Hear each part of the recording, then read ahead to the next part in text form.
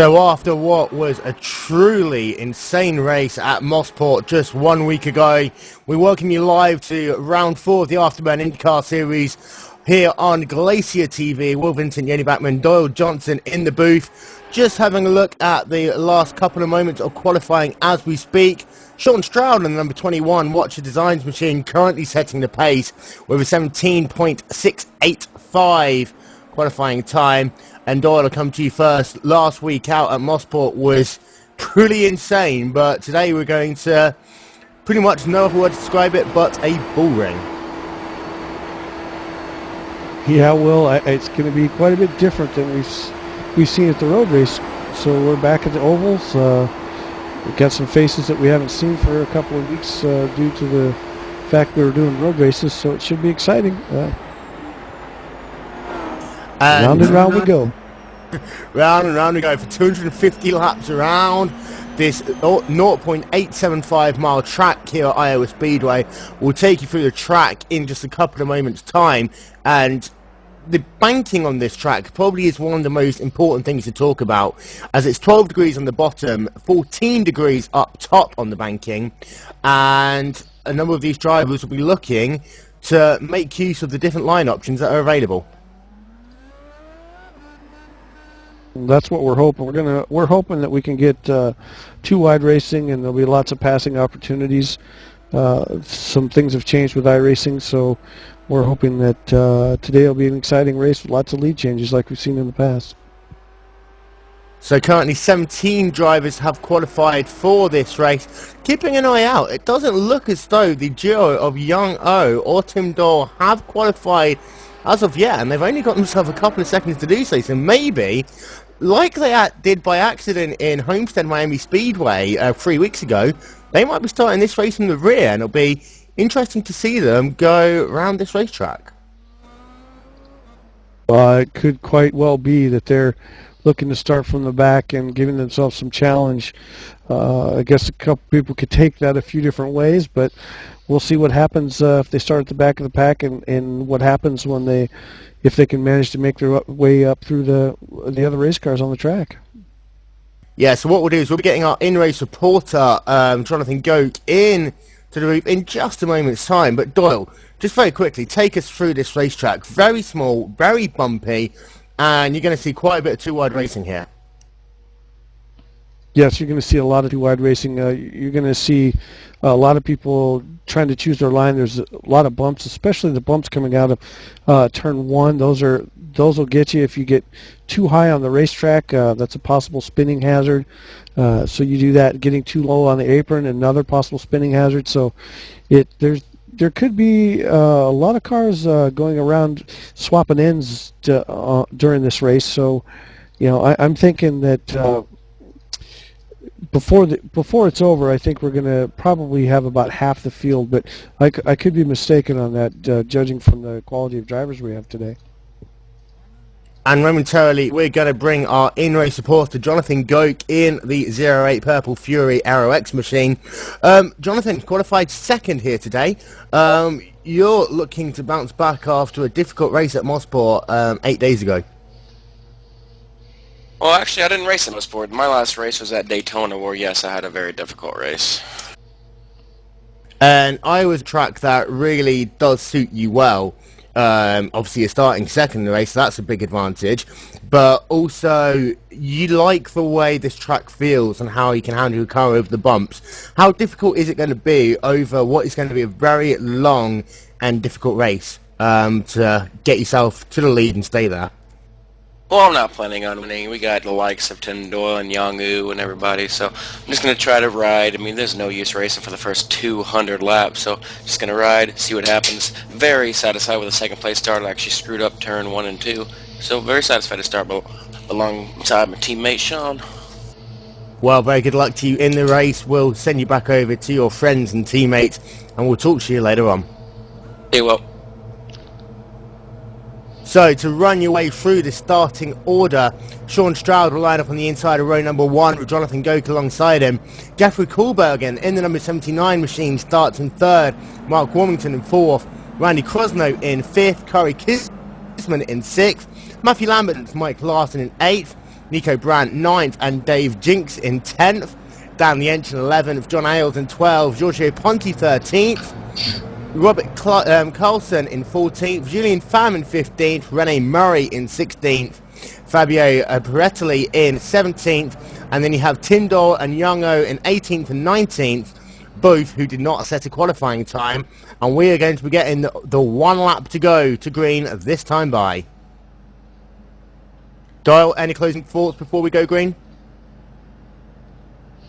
No, sir. I'm just ready for the race. The only thought I have is it looks like we've only got a couple people that were actually running our road races today, but it's interesting to see. I'm going to keep my eye on the car, number 24 car of Nico Brandt, see how he does when we only turn left. Well, we always talk about how Nico Brandt is one of the most versatile drivers in the iRacing series, of how he somehow managed to be good on road and oval, be it in the IndyCar. We see him in the Corvettes and the HPDs. So it's going to be very interesting to see how he gets along with this field. Some very good names. Keep an eye out once again on Tim Doyle and Young O. Starting from the back, they're going to see if they can make their way through the field. Sean Stroud, on the other hand, he is absolutely no slouch. He won the Season 4 overall championship, so keep an eye out on him in that CSRvirtualR.net Team Afterburn machine as pace car is in, and round 4 of the Afterburn IndyCar series is green.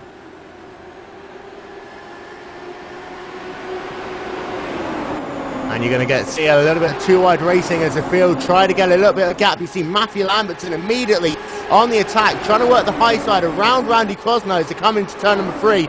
The laps will tick off here very, very quickly. It's only about an 18-second lap, and you see still 2 wide as they come down to complete lap number 1. Jonathan Goke almost collecting there Jeffrey Kohlberg, and that is a battle for 2nd and 3rd position.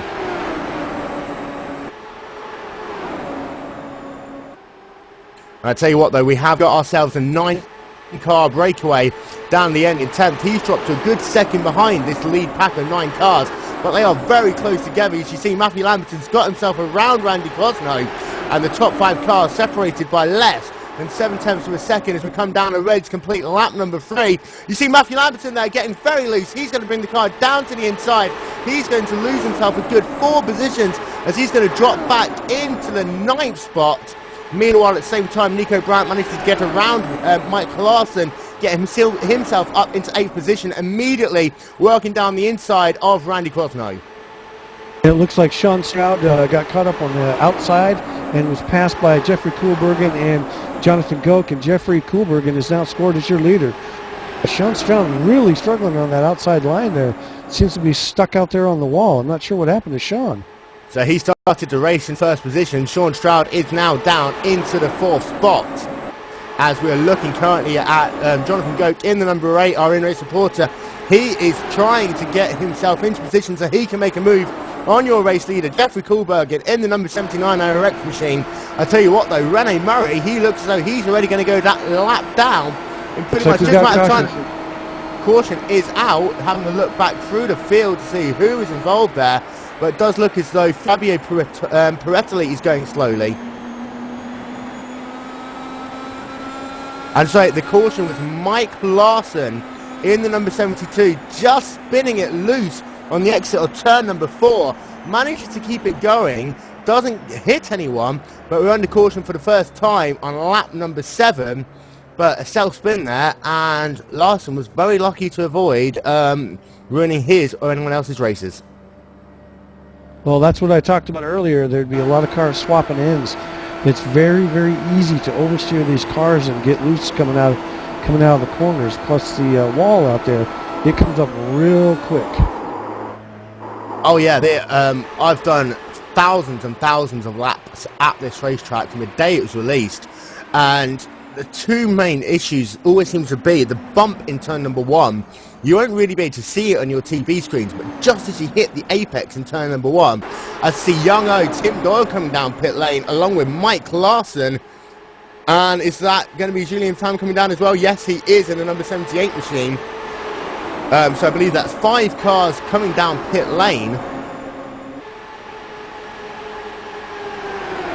And Jonathan Goke's down pit lane as well. So yeah, his first main thing is the bump in turn number 1. You're not going to see it on your TV screen, but there's a horrible bump right on that inside line, and as you hit it, your steering just goes completely light for a moment, and you've got to be very careful not to brush up into the second lane if there's a car on your outside.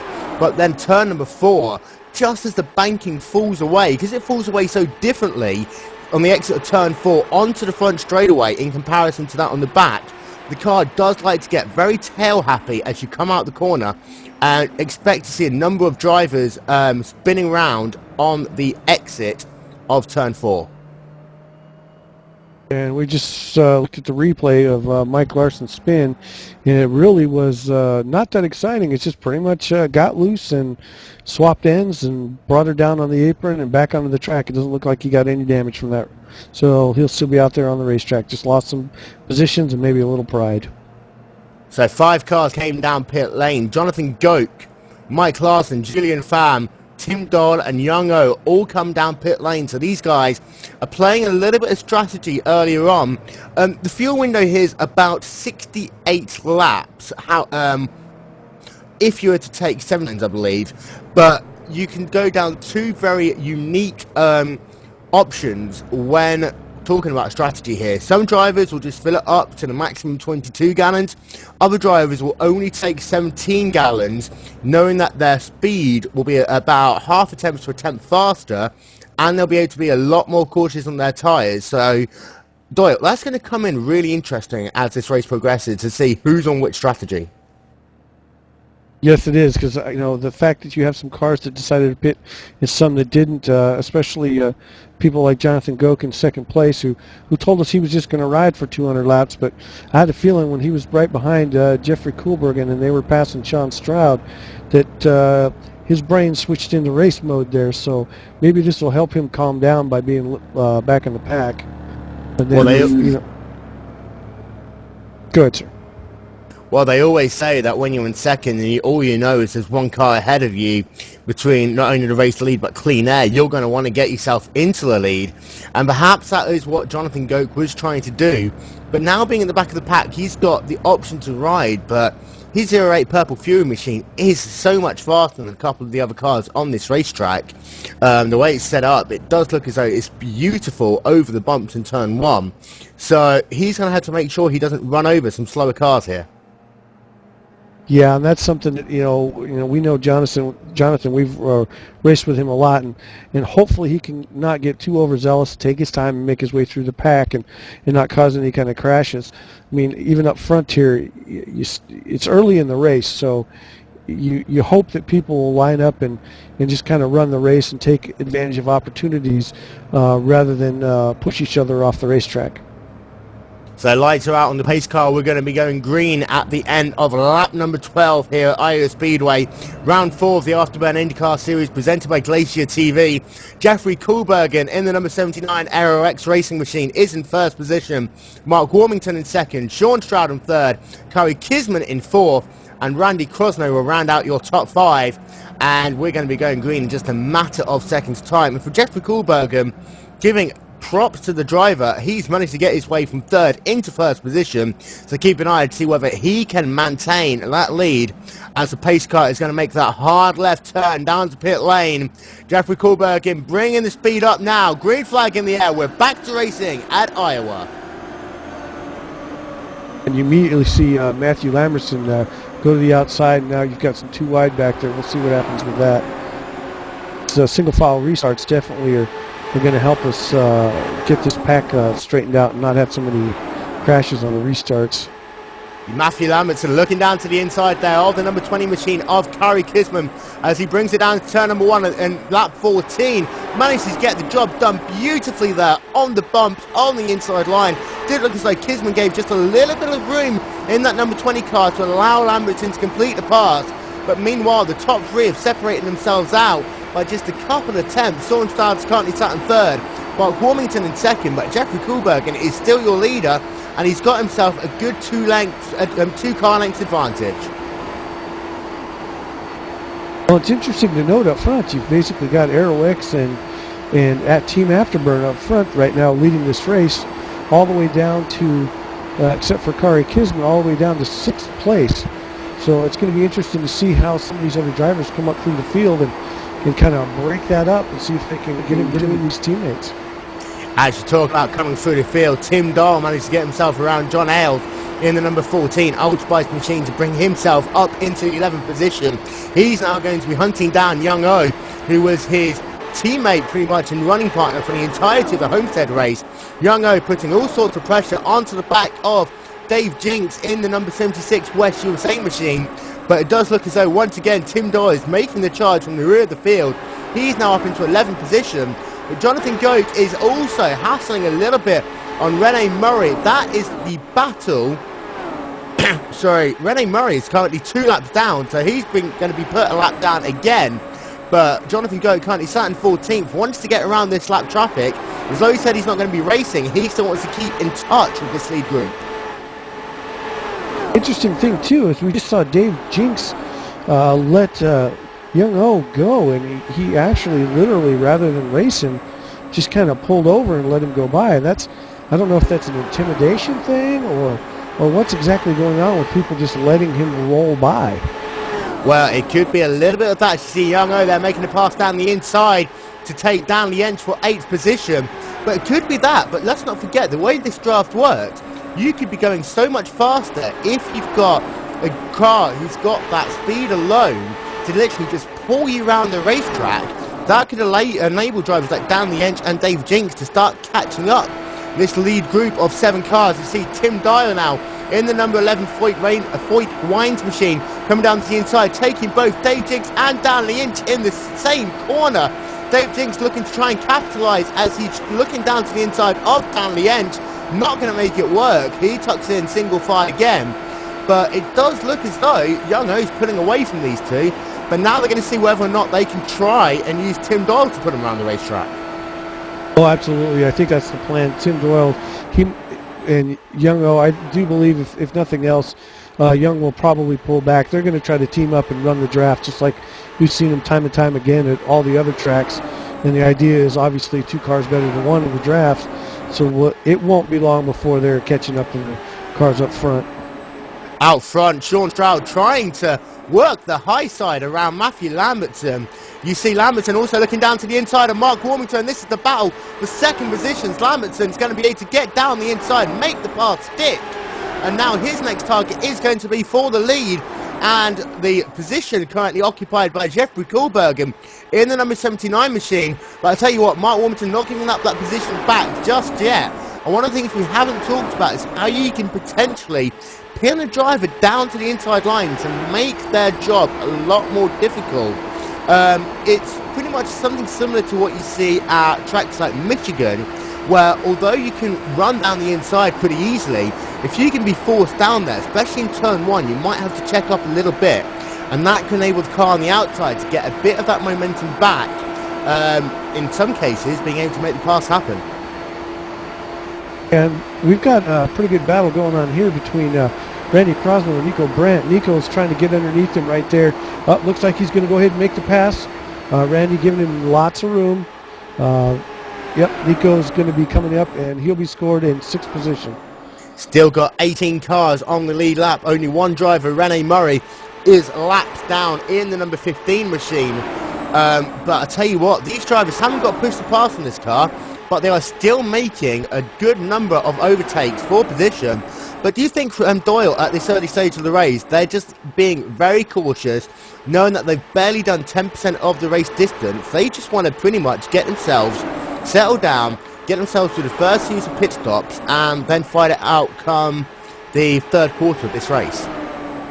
Well, I think that's probably a really good strategy, but as we've seen in the past between Aero X and the Team Afterburn drivers, if you look up front, I think they're actually looking for opportunities to race each other, and in this early in the race, we've seen that be catastrophic. So I'm looking for these drivers, hopefully, to settle down a bit and just walk some laps, because both teams are out in front with a good margin, and you've got some people coming up on you. You got Nico Brandt, you've got Randy Crosno, and Youngo and Tim Doyle are definitely just slowly creeping up on that 7th and 6th position. And so, hopefully up front they're not going to get too racy and cause each other to be, out of the race. Well, I'm sure team manager for Aero-X Racing, Randy Crosney, will be having a little bit of word with some of his drivers to make sure that they don't get too racy early on. Unfortunately, Afterburn team manager can't do that for some very strange reason. But out front, Jeffrey Kohlberger is still your leader, being harassed all the time by Matthew Lambertson. Mark Warmington a car length behind in third position.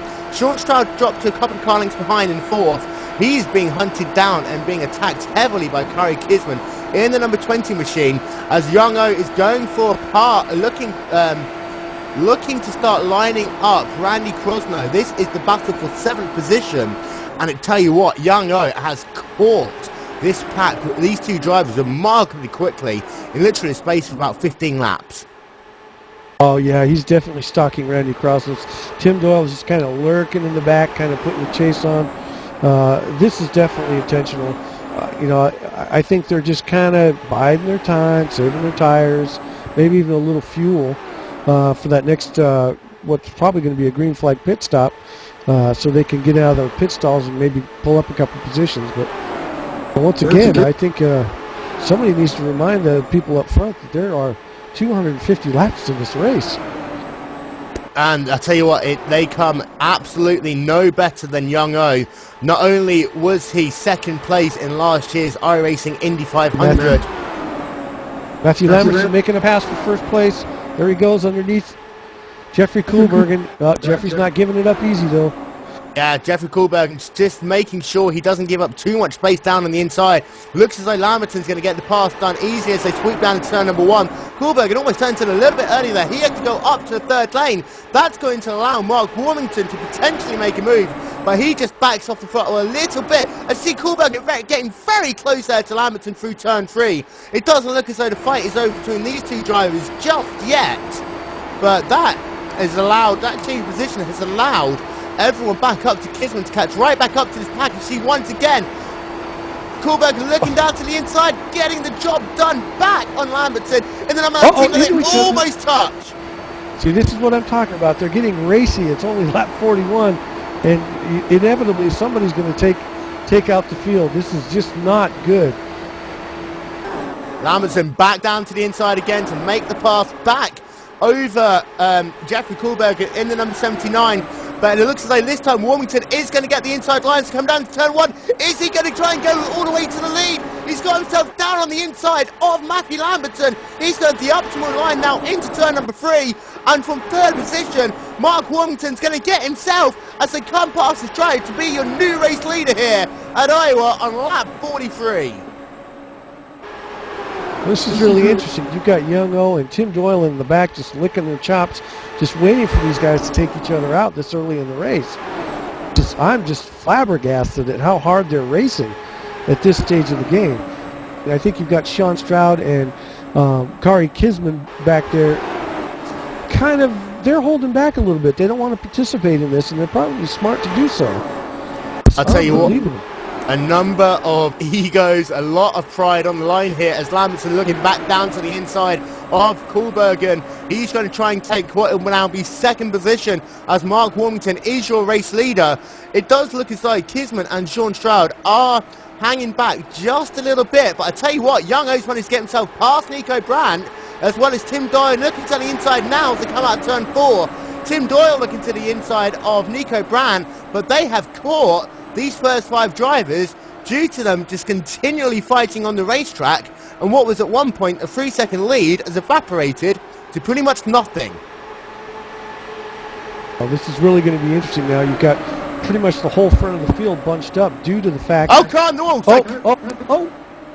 Matthew Lamberton down on the inside. Matthew Lamberton is down on the inside. Looks as though he's looking to see if he can keep going. Going to have a look back at the replay there. I think himself and Mark Warmington just touched wheels a little bit going to turn number 1. It looked as though Lamberton turned in a little bit late. Mark Warmington turned in a little bit too early.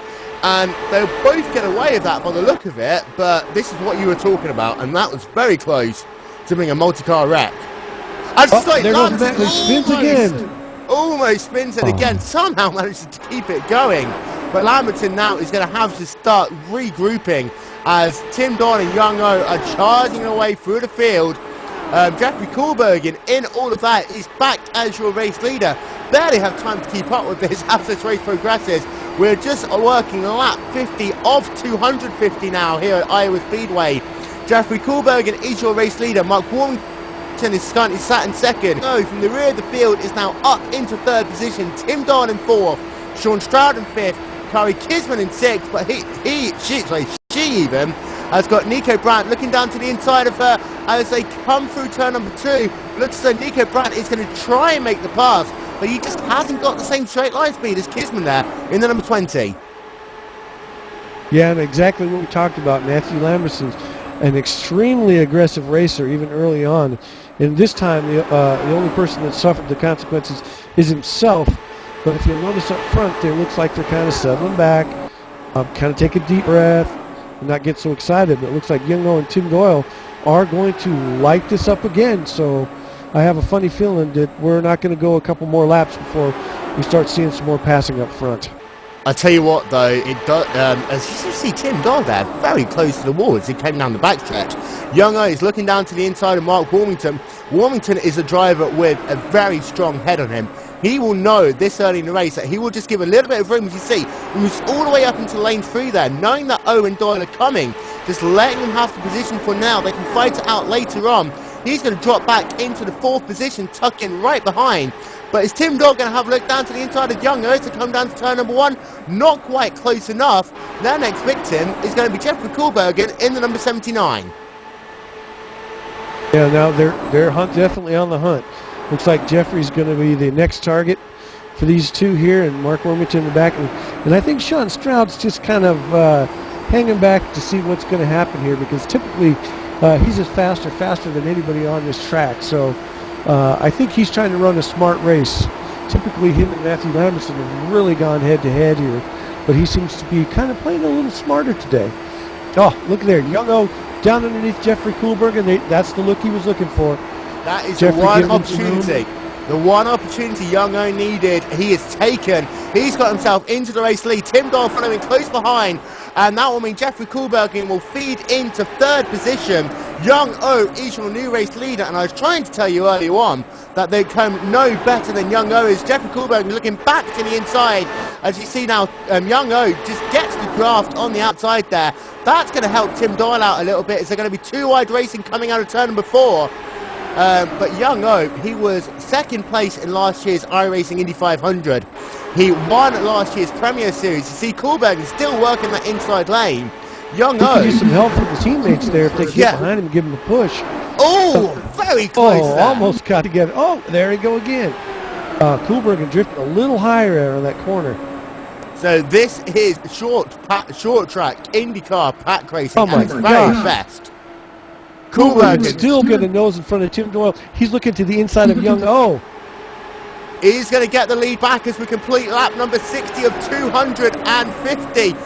Yeah, Jeffrey Kohlbergen passes Young-O for the lead. I'll tell you what, I would have expected to say that at the start of this race, but it does look as though Jeffrey Kohlbergen coming down pit lane. Well, I think Jeffrey Kohlbergen pretty much wore out his tires trying to keep his lead up front, but that was a gallant effort. What a great race he's run so far. I would have thought this was only a 75-lap race the way these guys are going at it. Matthew Lamberton also down pit lane, and this is a very slow, long pit lane track. You lose yourself a good 2 laps if you pit under green here. Matthew Lamberton getting himself back out onto the racetrack, passing the green cones now. He can accelerate back up onto speed. And you also see now another car just heading their way down to the inside to bring themselves down pit lane. That is Fabio Piratoli. I'm just having a look back. It does look as though he might have got himself into the wall a little bit in turn number 1. He looks as though he's going to be able to drive it down to pit lane to get some minor repairs to his race car. But green flag pit stops look as though they're underway, as Mark Warmington's also down into pit lane. Well, I think your leaders are going to pit a lot earlier. Jeffrey Kohlbergen was out in front for so long. He burning fuel and burning tires, and you had Young-O and Tim Doyle in the back there just kind of cruising. So they're going to get a couple more laps out of their current car setup. Then you've got Sean Stroud back there just kind of hanging back there, letting them know that he's there.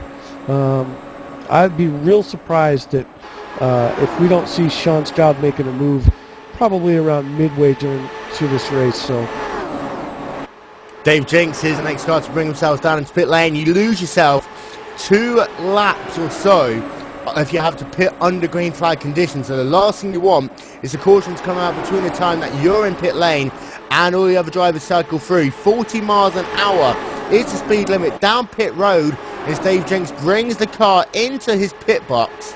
Just had a lapper get in Young O right there, so they're having a little bit of trouble getting through that lap traffic.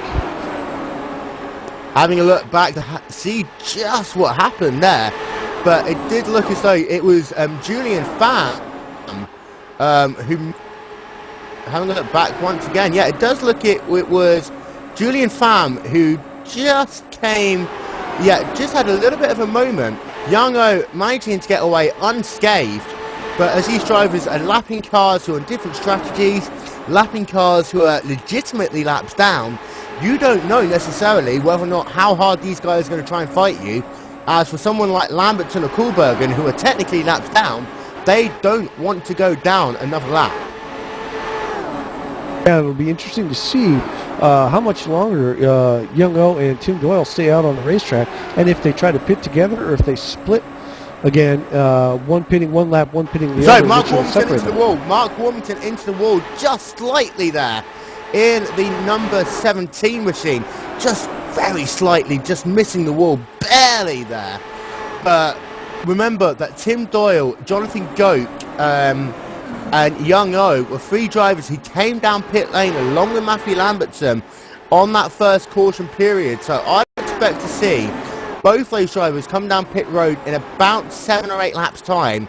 So put a little black market next to lap 80. As caution is out, so caution is out on the Speedway for the second time. Having a look back to see who it is, and it's Mark Warmington. Well, I said just a moment ago, just glanced the wall ever so slightly, and once again, Doyle, it looks as though it's going to be as the car goes over the bump this time in turn number 1. Yeah, and looking from this, Mark Warmington was logged as 5 laps down. It looks like he pitted twice, so he must have sped through pit lane and got a black flag and had to pit again. So he was kind of in bad shape after running up front for the first portion of this race. So for Mark, I'll tell you who avoided that beautifully, Giorgio Ponte, who literally had about a car whip between them, collecting Mark Warmington in the 00 machine there, the 00 TNT machine, sorry. And for some of these drivers, they look as though they might be pinned a lap down now. Yeah, and that's unfortunate. That's exactly what they didn't want. They wanted the leaders to have to cycle through their pit stops just like they did on the green flag so they can get their laps up. But now you've got a lot of people that will be pinned 1 and 2 laps down. A lot of our early leaders. So it maybe that strategy of racing like there's a 10-lap race at the beginning of the race is going to be something that harms their ability to get up to the race. They could be stuck down here for the remainder of the race. We'll see what happens. Well, we did talk about the different fuel strategies you can go down. Some drivers I've talked to say that their car feels so much better on 17 gallons. Other drivers said that they can do just as well on 22. And for drivers like Tim Doyle, it does seem that topping off on that first pit stop managed to save him from going down multiple laps. So it looks as though he was very, very lucky there. Also the same with Young O. So we'll have, by the look of it, Tim Doyle, Young O, Sean Stroud, Nico Brandt, Randy Quasno, Jonathan Goke all stayed out, and we are going to bring Mark Warmington down in just 1 moment's time to have a little bit of a chat to him, find out just what happened.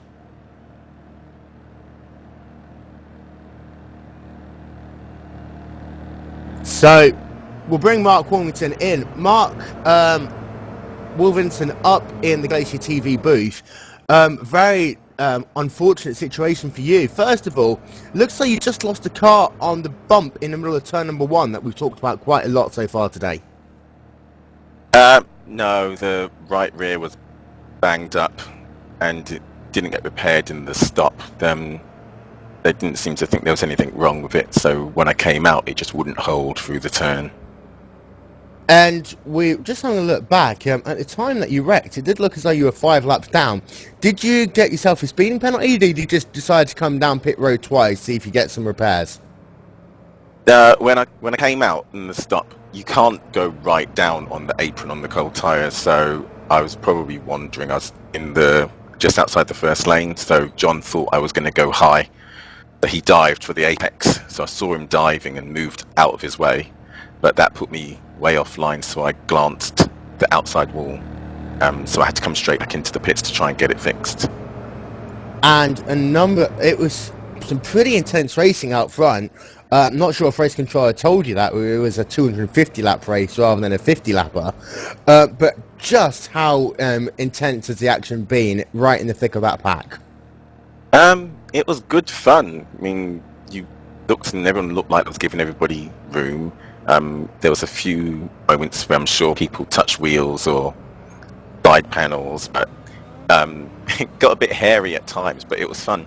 It's racing. We're not here to just run around. I think Sean's there either saving fuel or just waiting for people to fall off the track in front of him.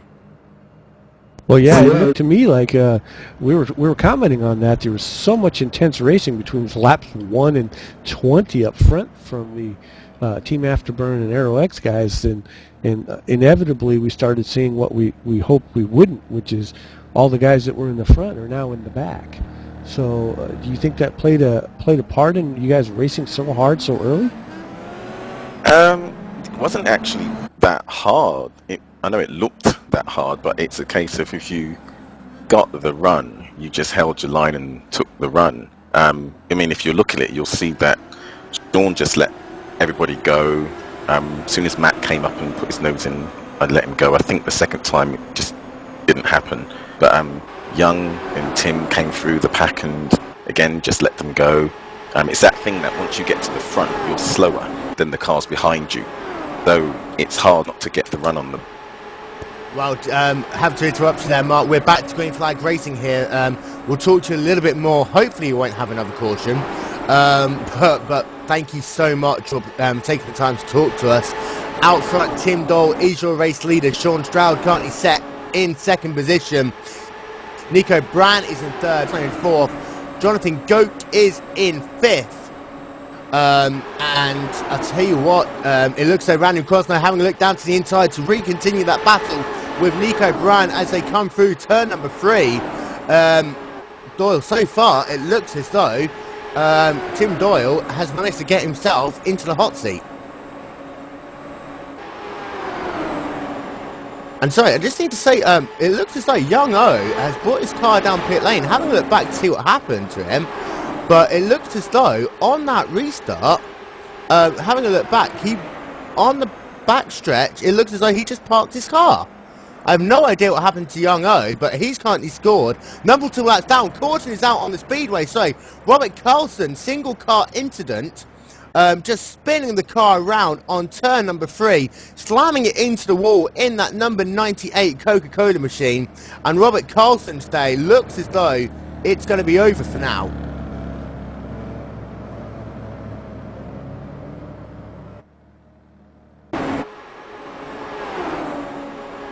So we're under our third caution of the day here at Iowa Speedway, currently working lap 82 of 250.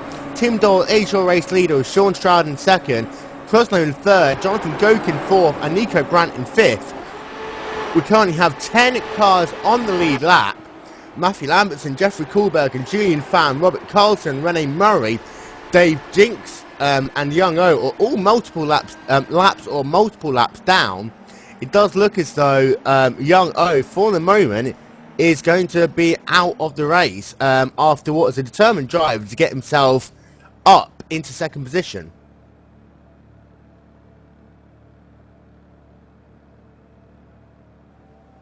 So this is where strategy could start to come into play for a couple of these drivers. You'll have a number of pit crew chiefs on the wall trying to make some quick decisions, trying to figure out whether it's going to be a good time to come back down pit lane and top off on fuel. And one of the interesting things about this series in relation to other IndyCar series is because it's single file restart, the drivers who are lapped down will not get sent to the back of the racing field, so they have all the opportunity in the world to try and race their way back onto the lead lap. So look out for people like Lamberton, Kohlbergen especially, to try and get themselves back onto the lead lap when they have the opportunity to do so. But at the same time, that is a bit of a blessing for drivers like Tim Doyle, Sean Stroud, Randy Cosno and Jonathan Goke out front. As you see there, that young O has finally retired from the race, which is difficult thing for him. We currently have two official retirements from the race. Mark Warmington and young O are both out. Fabio Perotti is currently riding in 18th position. He is 10 laps down. Robert Carlson is currently sat down in pit lane. He is 3 laps down in the number 98 machine as he just comes out of pit lane at the moment. Keeping an eye on the pace car, it looks like we're still going to have a good couple of laps before we go back to green flag racing. And so far, it is looking as though the keyword to describe this race is simply intensity. Oh yes, well, it's absolutely intense. And kind of looking what we talked about earlier, you've got Sean Stroud, who was just kind of hanging back, just kind of watching what was going to happen, saving fuel, saving tires, and the patience is now paid off, and he's in second place behind Tim Doyle. Then you've got Randy Krosno, who's also racing very conservative in the back, giving people room, letting people by because it was early, and now he's sitting in third place. And Jonathan Goke, who started up front, ended up in the back. Patience, and which is good to see from Jonathan because he can be very aggressive as well, just like Matthew Lambertson. So it's good to see him make his way up through here in a manner that kind of puts him in a good position. So we'll see if he starts to get into race mode here and how that plays out for him. And just very quickly before we go back to green flag racing, I believe we're going to have about one more lap behind the pace car by my watch. Jonathan Goke, you currently worked your way up into 4th position. Been pretty intense racing so far for you. Yeah, it was. I made a bad decision to pit there. I just wanted to get off cycle, and then I exited the closed pit, which put me at the back. So me and Mike Larson kind of worked our way through, got back in the top 10, got that caution, took less fuel, and here I am. And there's a couple of cars who's pinned the lap down at the moment because of the way the last caution played out, the one before this. Are you going to give a little bit of room to your teammates Lamberton and Kohlbergen if they manage to get their way back up through the field to help them get their lap back? If Jeffrey and Matt happen to come back up here, they'll have right on by to see if they can get past Tim, but I don't know if that's going to happen or not. But if they get up here, I'll be more than happy to let them go. Well, we know Jeffrey's fast. We're getting back to green flag racing in just a moment, so we'll take you back to your friends and teammates. We'll be going back to green flag racing at the end of lap number 86 of 250 here. Round 4 of the Afterburn IndyCar Series. Pace car is in. Tim Doyle slow on that restart this time by, all the way up to the racetrack. Green flag in the air, back to racing here at Iowa. It's going to be interesting to see with Tim Doyle. He's going to be fast in open air. We'll see how this rolls because his teammate, Young O, they depend on each other in that draft to get that extra speed, is now out of the race. So Tim Doyle doesn't have his teammates here. Sean Stroud, Randy Krosno, Jonathan Goke, Mike Larson, Matthew Lammers, they're all still in this race. So there's some help for those teams, and Tim Doyle's kind of out there by himself. We've seen Jeffrey Kohlbergen battle with him early on, so we know it's possible. Jeffrey Kohlbergen is looking as though he's going to work with a couple of drivers to try and get his way back to the field. He's managed to get past John Ailes as well as Matthew Lamberton. Lamberton is going to want to try and slide his way through the field and hope that he can get another caution after he gets past Tim Doyle. But Lamberton currently looking to try and close down Jorge Ponti and Rene Murray. Jorge Ponti currently running in 7th position. Rene Murray currently 2 laps down in 15th. But it does look as though, as you see Lamberton immediately down to the inside, he's going to make the job done on the 00. But meanwhile, it does look as though we're looking currently is the battle for the lead. Sean Stroud going down to the inside on the number 11 of Tim Doyle in the Foyt Wines car, and it looks as though Sean Stroud is going to be yet another leader just across the line. 1/1000th of a second there. Tim Doyle is still technically a race leader, but you see there, Sean Stroud is just about managed to get the job done to come back down into turn number 3, and also Randy Crosno lurking to the inside. And this is what happens if you're the lone car on the outside. You can so often get freight train as Tim Doyle trying to pinch Randy Crosno down. Crosno being a little bit cheeky there, using a bit more than lane number 1. Doyle's not going to be happy with that because he wants to try and slot back in as quickly as possible. So he's working the high side well now, as Crosno had to lose a little bit of momentum. That allows Tim Doyle to get himself back up into second. And just what we talked about, Sean Stroud was hanging back, and we mentioned it. Now he had plenty of car and plenty of skill, so that was the thing, is now he's out in front. He saw that all he had was Tim Doyle, and that's what he decided to do. So that looks like Tim Doyle's trying to make a move on the inside of Sean Stroud. He's going to take the lead back from Sean Stroud. Yeah. Sean's going to try to get some help here from his teammates.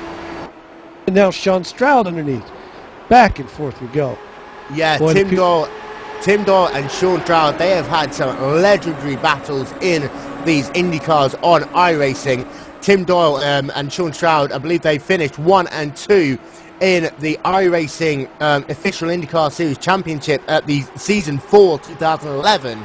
And these two drivers have just swapped the lead 4 times in the space of 2 laps. They're going to make it 5 times to come down into turn number 1.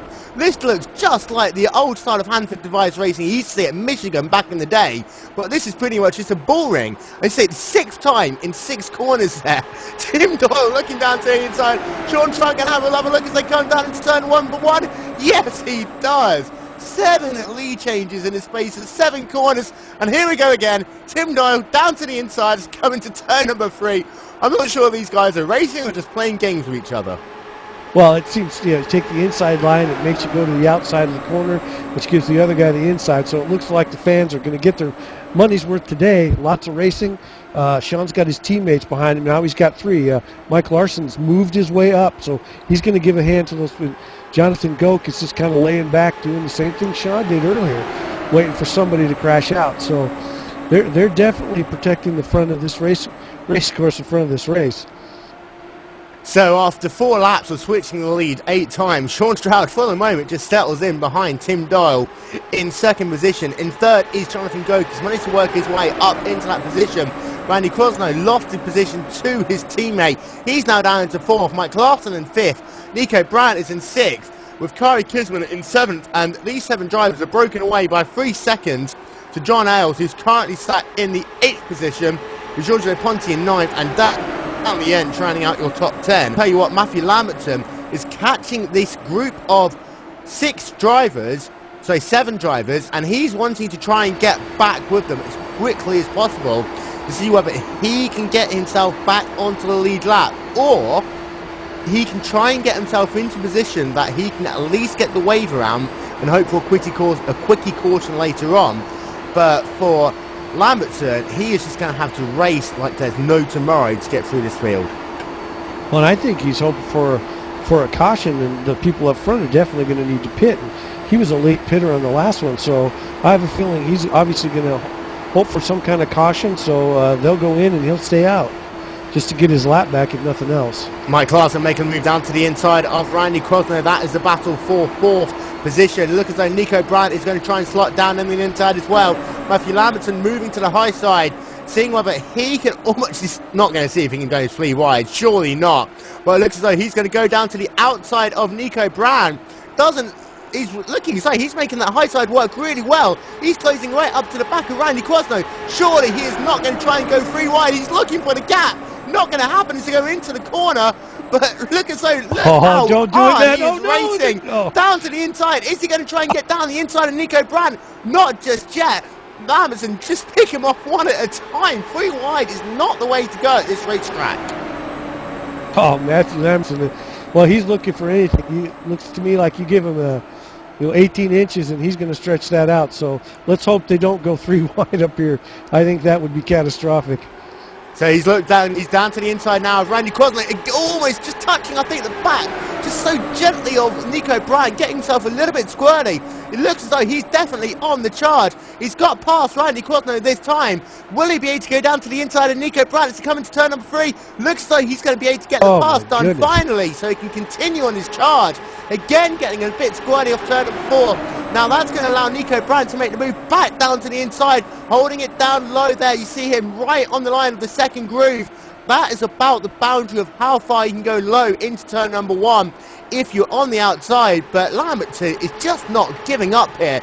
Currently 11th position, 1 lap down. Again, almost collecting. As you see there, he's had to back up the throttle just a little bit. So Randy Crosland gets by him again. Lamberton's been rear-ended by Gary Kisman. Both of them into the wall. And caution out for the 4th time there, and Lamberton and Kisman both into the wall there. Caution out on lap 110. Oh, it looks like Matthew Lamberton had a big checkup right there when he came out from behind Randy Crosno, and Kerry Kisman did not have a lot of time to slow down. That's unfortunate. Boy, but Matthew's just, wow. He's definitely something fun to watch. So both these cars are going to try and get themselves back down into pit lane. Looks as though Lamberton's going to try, he's going to enter a closed pit, so he's going to have to go to the rear end of the field on the next restart. Carrie Kisman stays out. She knows, keep on saying she, she's the only female racer in this field today. She knows that if she can stay out and try and get some repairs once pit lane opens, she will be able to at least stay in the top 10 for the time being, as we'll keep an eye on pit road. We have a feeling that all cars are going to pretty much come down. As you see there, Tim Doyle leading the field in, with Sean Stroud right behind him, John 3rd, Mike Larson in 4th, Nico Bryant 5th, and Randy Crosno in 6th. We'll keep an eye on the exit of pit lane to see who will get out first. Well, is Jeffrey Kuhlbergen going to stay out? I was looking for this replay, and definitely Matthew Lamberton went from 179 miles an hour down to 154 miles an hour. He had big checkup. So Kerry Kisman had no choice but to no time to react at all. Sean Stroud just wins the race off pit road there from Tim Doyle. Just it looks like Randy Crosno managed to get out ahead of Nico Bryant as well. So on the race off pit road, pretty much 2 wide all the way down, Sean Stroud just inching ahead of Tim Doyle. Jonathan Goke will get out in 3rd position, Mike Larson in 4th, with Randy Crosno in 5th and Nico Bryant in 6th. Looks like the strategy worked for Jeffrey Kuhlbergen, keeping his cool, staying behind, not getting caught up in that wreck. It looks like he's got his lap back, and he is now slotted on the lead lap along with Julian Pham. That's going to work out really well for Jeffrey Kuhlbergen. We'll see if he can make his way back up through the pack. So a couple of drivers have stayed out under this caution. Julian Pham with Dave Jinks and Jeffrey Kuhlbergen all stayed out. They're going to get the wave around as the pace car lights will go off and we'll get the 1 to green. Sean Stroud will be your race leader. Jonathan Goke in 2nd, Mike Larson in 3rd. I tell you what though, it looks as though Tim Doyle either came back down pit lane or he got himself a speeding penalty. Just having a look what happened. I'll bet you it's a speeding penalty.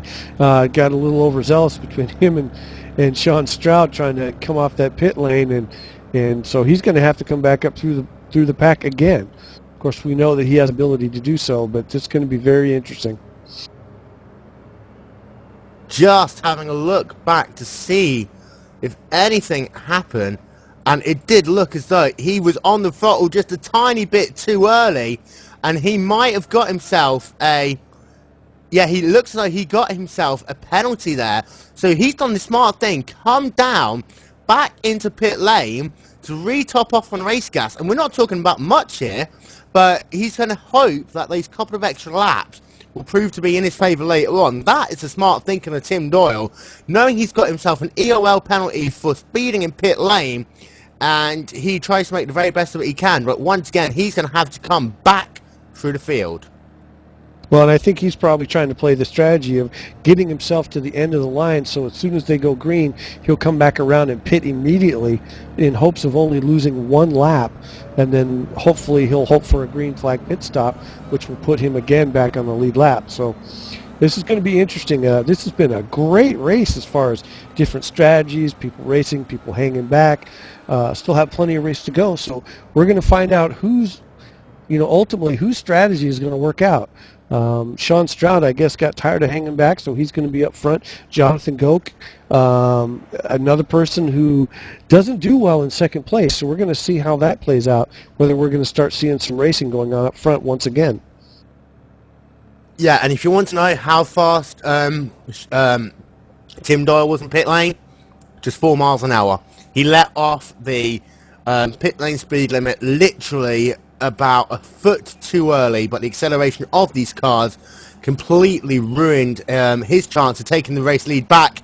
Pace car is in. Sean Stroud in the number 21 virtualized.net machine, bringing the field back to green flag racing as we complete lap 115 of 250. It's going to be interesting to see what Mike Larson does now that he's recovered from that spin we saw earlier in the race, and he's got himself back up in third place. So he's going to be looking at he's going to be pretty hungry looking at the fin back rear wing there of Jonathan Goke. So he's definitely going to be chasing him down. We'll see what happens with that. 3 wide down the inside. So Matthew Lambertson going 3 wide again as they come down to turn number 3 with Rene Murray and Giorgio Ponti. It looks as though there's no room between these drivers. Matthew Lambertson is going to have to be very careful as he comes down to turn number 1. He manages to get himself around Rene Murray, holding the inside line down as we've got smoke down on the backstretch. Looks as though we're fine for the moment. Giorgio Ponti hit him, and Matthew Lambertson manages to clear him beautifully as they come out of turn number 4. But I tell you what, Lambertson is on a charge, and right behind him, Tim Doyle in the number 11. His caution is back out. Oh, Matthew Lambertson is insane. I believe that was Fabio in the number 18 Italia racing machine, just getting loose on the seam of turn number 1. Car spinning around on him into the wall, manages to drive it back around, and then again the next lap back into the wall again. Caution is out. And if there's anyone who wanted that caution, it was going to be Jeffrey Kohlbergen. And he's now going to be able to top off, stay himself on the lead lap. And he is going to now be one of those drivers who's back in a shot of winning this race, as we have 12 cars currently on the lead lap.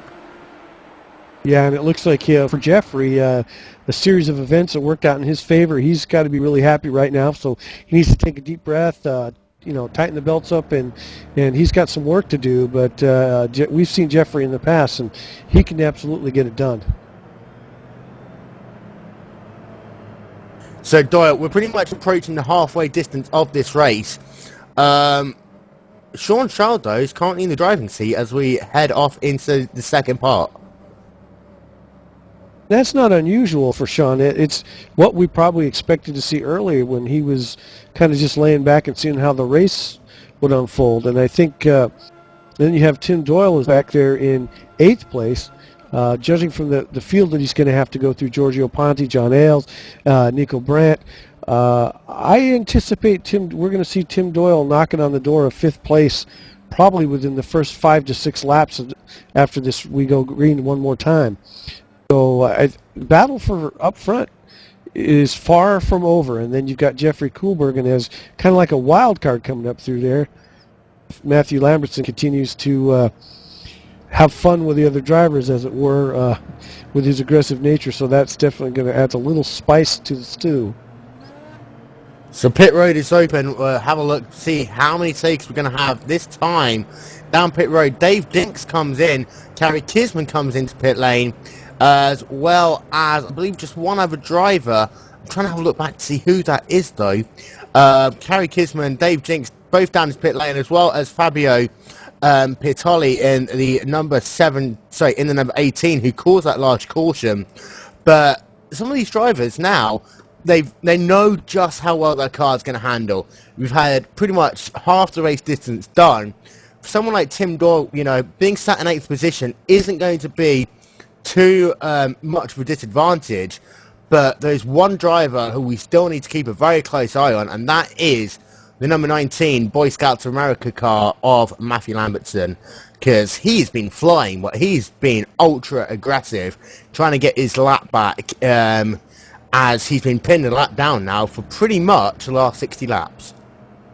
Yeah, and we'll see what happens with him, because with Matthew, I think it's pretty much either going to be he's going to be up front or he's going to be wadded up in a ball on the backstretch.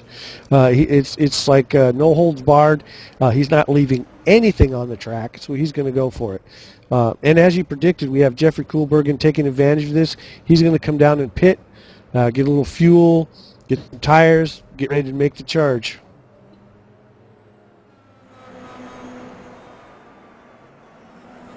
So if you're Matthew Lambertson, he really has just got to try and get himself in to the top 5 and then hope that friends and teammates will just allow him to get himself back towards the front. But at the same time, if you're any of these drivers, knowing how fast and aggressive Lambertson's been, you're not going to necessarily want to have him back on the lead lap, because the next time you'll see him will be the time when he's fighting for the lead. Oh, absolutely. That's, you know, for me, when you saw some of the battles going on early on, it would seem that people were kind of freaked out by the way he was driving, and they were giving him a wide berth and some room, and that may be the psychological game that he's playing in the race car. Unfortunately, that's a pretty big gamble when you roll the dice, and I agree. I don't think anybody wants to see Matthew Lambertson in the rearview mirror, because he won't stay there long. So as we'll go back to green flag racing, we're going to be following for about a lap or so Jeffrey Koolbergen in the number 79 AOX racing machine. The driver who started this race in 3rd position, led for a couple of laps, not for a couple of laps, for a good number of laps even. So as he's trying to come through the field, myself and Doyle will shut up for about a minute or so, and you can enjoy the in-car sounds of Jeffrey Koolbergen. As you see, the pace car is down into pit road. Sean Stroud brings the field back to green flag racing.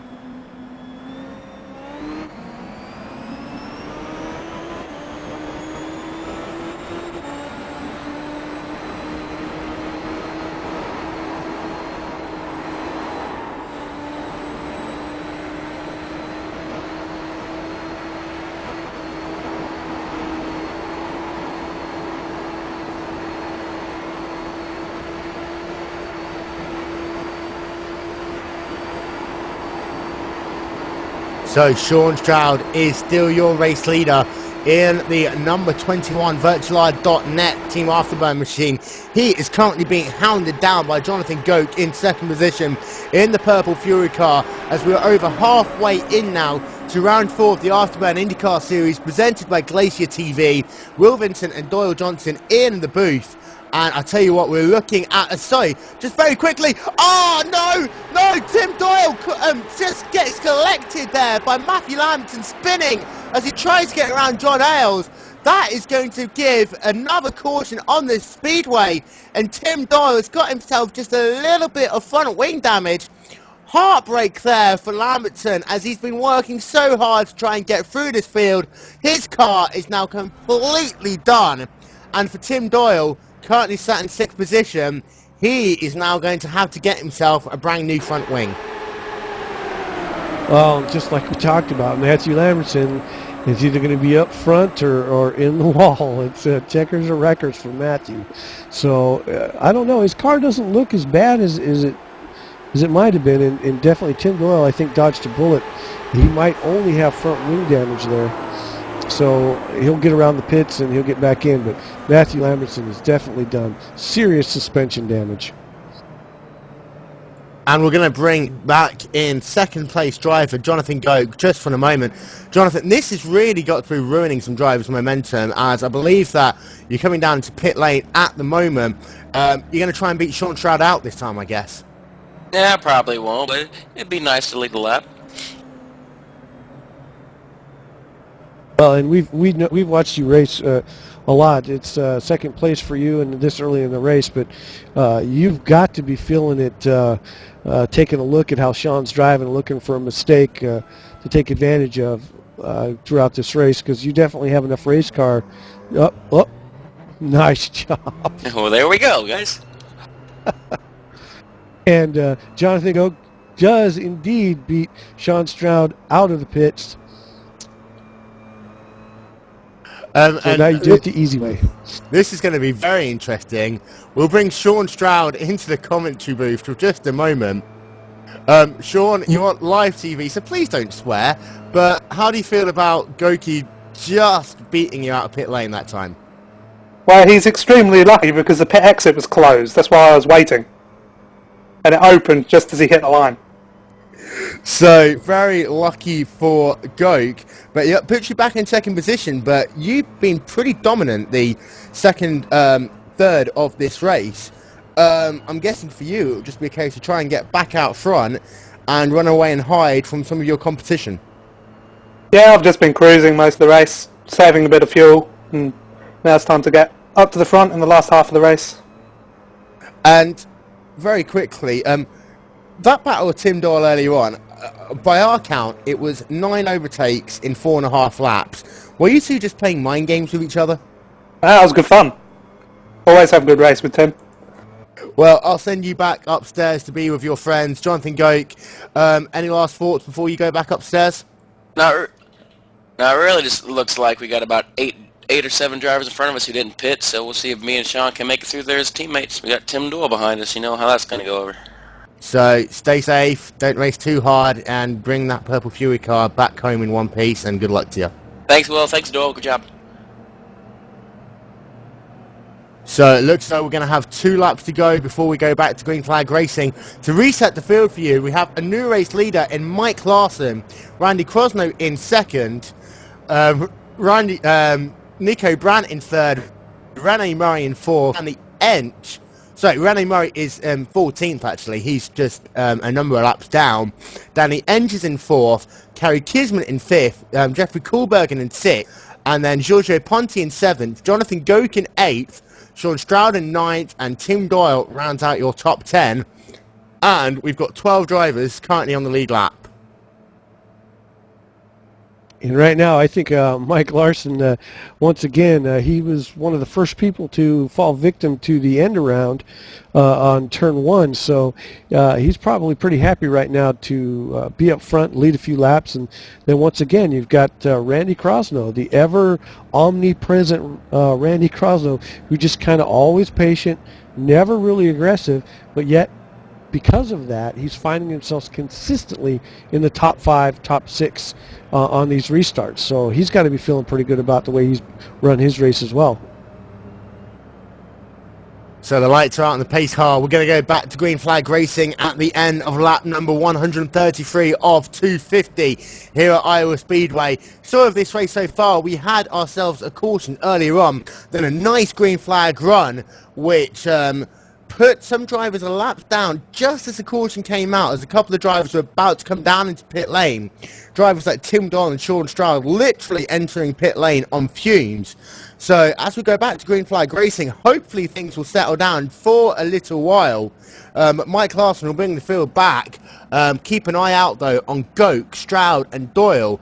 They're going to try and want to make their way through the field, as well as Kohlberg and Kisman especially. Green flag in the air. Mike Larson getting a little bit squirrely as he comes down. We're back to racing one more time here at Iowa. Yeah, and Jeffrey being in a good position, he started out the last restart at position 12. He's made it up to 6. So once again, I think he's a car that you're going to have and a driver you're going to have to keep an eye on, because I think now the excitement's down a little bit and he's going to be a little more patient. But I definitely believe you're going to see Jeffrey Kohlbergen in the top 5 shortly. And this is one of the issues when you've got cars that are a little bit slow with these single file restarts. See Kohlbergen looking to almost make it 3 wide as you come down past the start finish line. Kisman overtaking Dan Liench on the high side. Kohlberger not going to bring it down all the way down to the second groove, but it looks like he's going to be able to get the job done on the high side as well. Going to be able to swoop back in as they come into turn number 3. But with some of these slower cars, it really means that you have to be so quick into adapting. As we got a caution. We got a caution. And as I was saying that, it does seem that, once again, Fabio Pitoli is into the wall. So, what has been, for so many times, a pretty clean series, this race so far looks as though it is really claiming its fair share of drivers.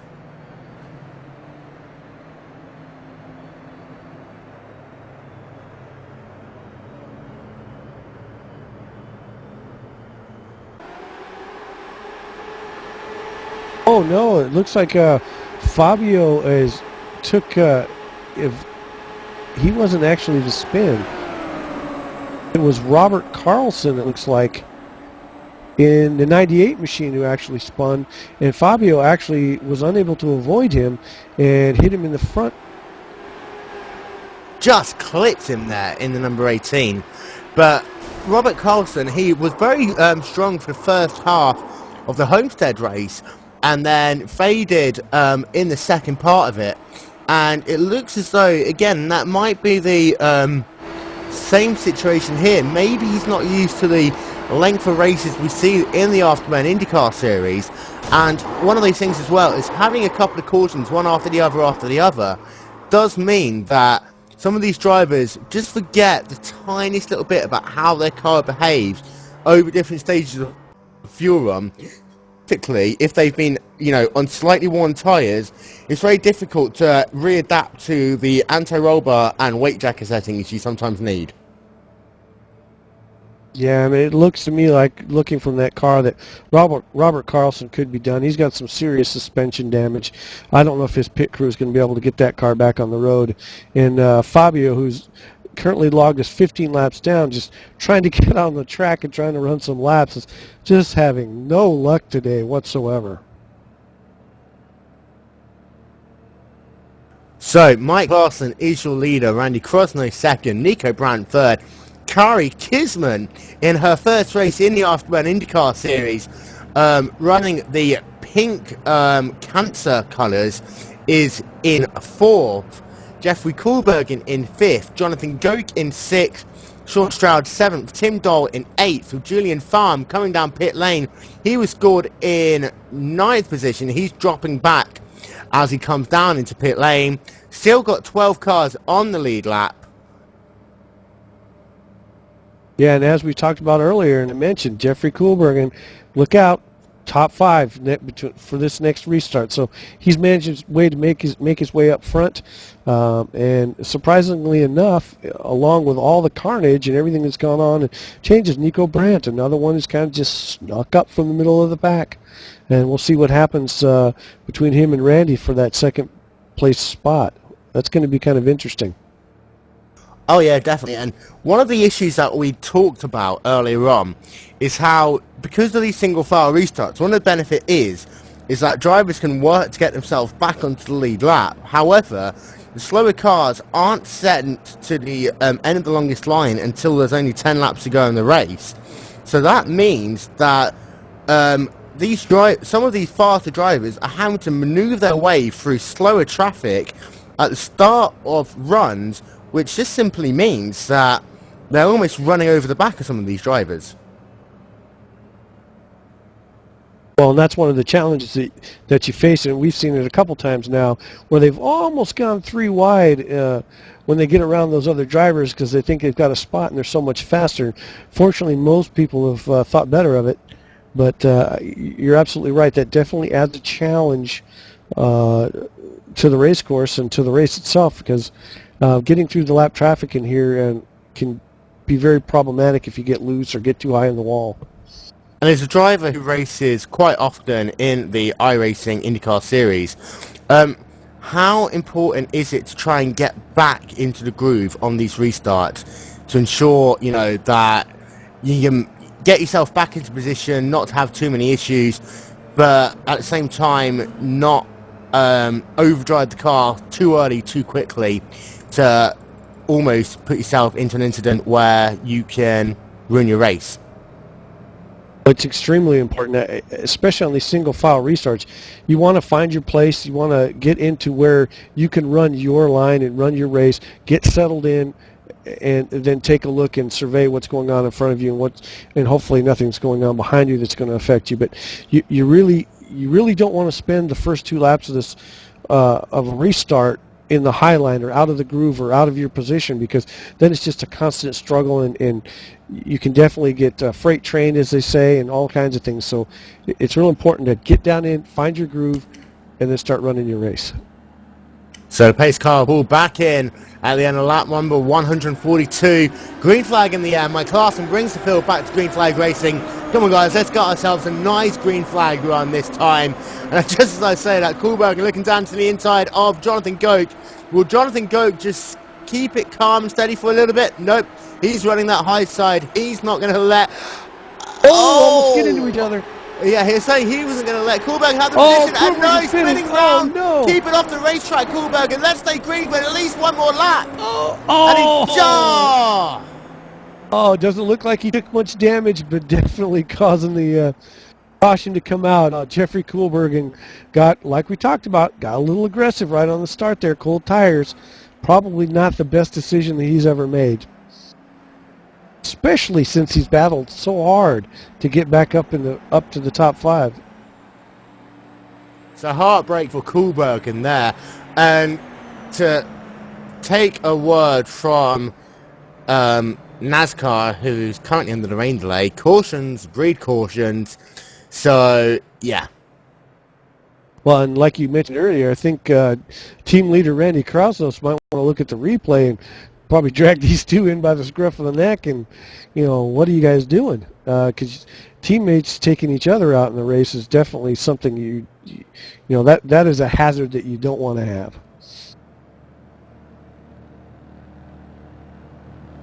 Jonathan, go ahead down pit lane. Looks like Tim Doyle as well. So with 106 laps left of this race, I know that me saying that is going to cause some people to hit their head against the desk. But with 106 laps left in this race, some of these drivers now are going to put just have a look to see whether or not they can fill themselves up so they can get themselves to within about 50 laps of the end, so that they only need to make one more pit stop.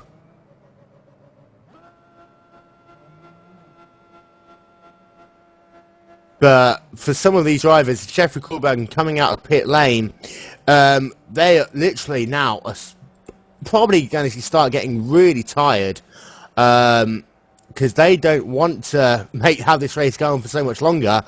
But at the same time, we're at 1 hour 14 minutes into this race. We've probably still got ourselves a good 45 minutes worth of racing if we stay green.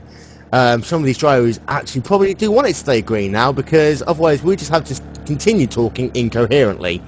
And Doyle, we all know that we're very good at doing that. So, Jeffrey Kuhlberg, horrible moment for you there. Looked as though you were going to keep it off the racetrack and just keep the racetrack green. But just as you try bringing it back up to speed, the caution flag must be heartbreak for you after what had been a really good race so far. Hi Will, yeah indeed, didn't expect that, fortunate I did not hit anybody or the wall, so I'm still good to go. I think it's still a long race, and yeah, let's see where it brings me from now. And we've been watching you for... Go ahead, Will. Yeah, you go ahead for once. We've still got a lap till we go green. Jeffrey, we were kind of watching your progress from up front where you were leading the laps at the beginning of the race. You were kind of fighting it out there, and then back to the back of the pack where you eventually got your lap back and then made it all the way up to the 5th position. So you've been charging pretty hard and had a pretty good race, and then you get alongside your teammate there, Jonathan Goke, and just somehow managed to get a little loose there. So do you think, what's your strategy going to be to get back up to the front of the pack before the race is over? Well, I'm going to try to race again to the front pack, and hopefully we get some green flags going on to achieve the goal. But then again, it's still a long race, so yeah, be a little bit conservative, but with some racing instinct. And please, can you do me a favour and tell all the drivers on the racetrack to just calm down for at least 5 laps so we can start getting a green flag run going? or Joni saying in the background, if he gave you a shotgun, would you mind shooting the next guy who causes a caution? Either one probably works. Sounds good. Alright, we'll send you back upstairs, but good luck for the rest of this race, and hopefully you'll be able to claw your way back to the field and keep that number 79 Aero X machine looking pretty. Sounds good, and thanks for having me. And I think he's got a good shot, because if he's in good company, he's in the 10th position right behind Tim Doyle. So we're expecting Tim Doyle to obviously try to charge through. So Jeffrey may be able to latch on to his rear wing and kind of follow him up through the pack. So we're going to restart this race with 101 laps left to go. Mike Larson, your leader, Randy Crosney second, Nico Brandt in third, Kari Kisman in fourth, Sean Stroud in fifth. We've got 12 drivers on the lead lap. We've got one driver 1 lap down, one driver 2 laps down. Robert Carlson is in 15th, 6 laps down. Pace car makes that sharp left turn once again down pit road. This time Mike Larson doesn't spin the tyres, gets himself a nice start. We're back one more time to green flag racing. I think it's going to be interesting to see what Sean Stroud does. All the way back in 5th position right now. That's not sitting well with him, even though I know he's still going to ride. So we're going to see if he can work his way back up front as well. So 100 lap left to go here at Iowa Speedway. Looks as though Kari Kisman's making a move down to the inside. He manages to put another lap on Rene Murray. Rene Murray having to run all the way up on the outside wall there to give drivers a little bit of room. As you see, Dan Dient is under attack from a couple of drivers. Jonathan Goke-Spinte managed to keep it on the racetrack for the time being, as I believe that's Tim Doyle taking the long road there down the front straightaway, getting it back onto track. We stay green as Tim Doyle gets spun around. Joni is going to have to give a shotgun to someone.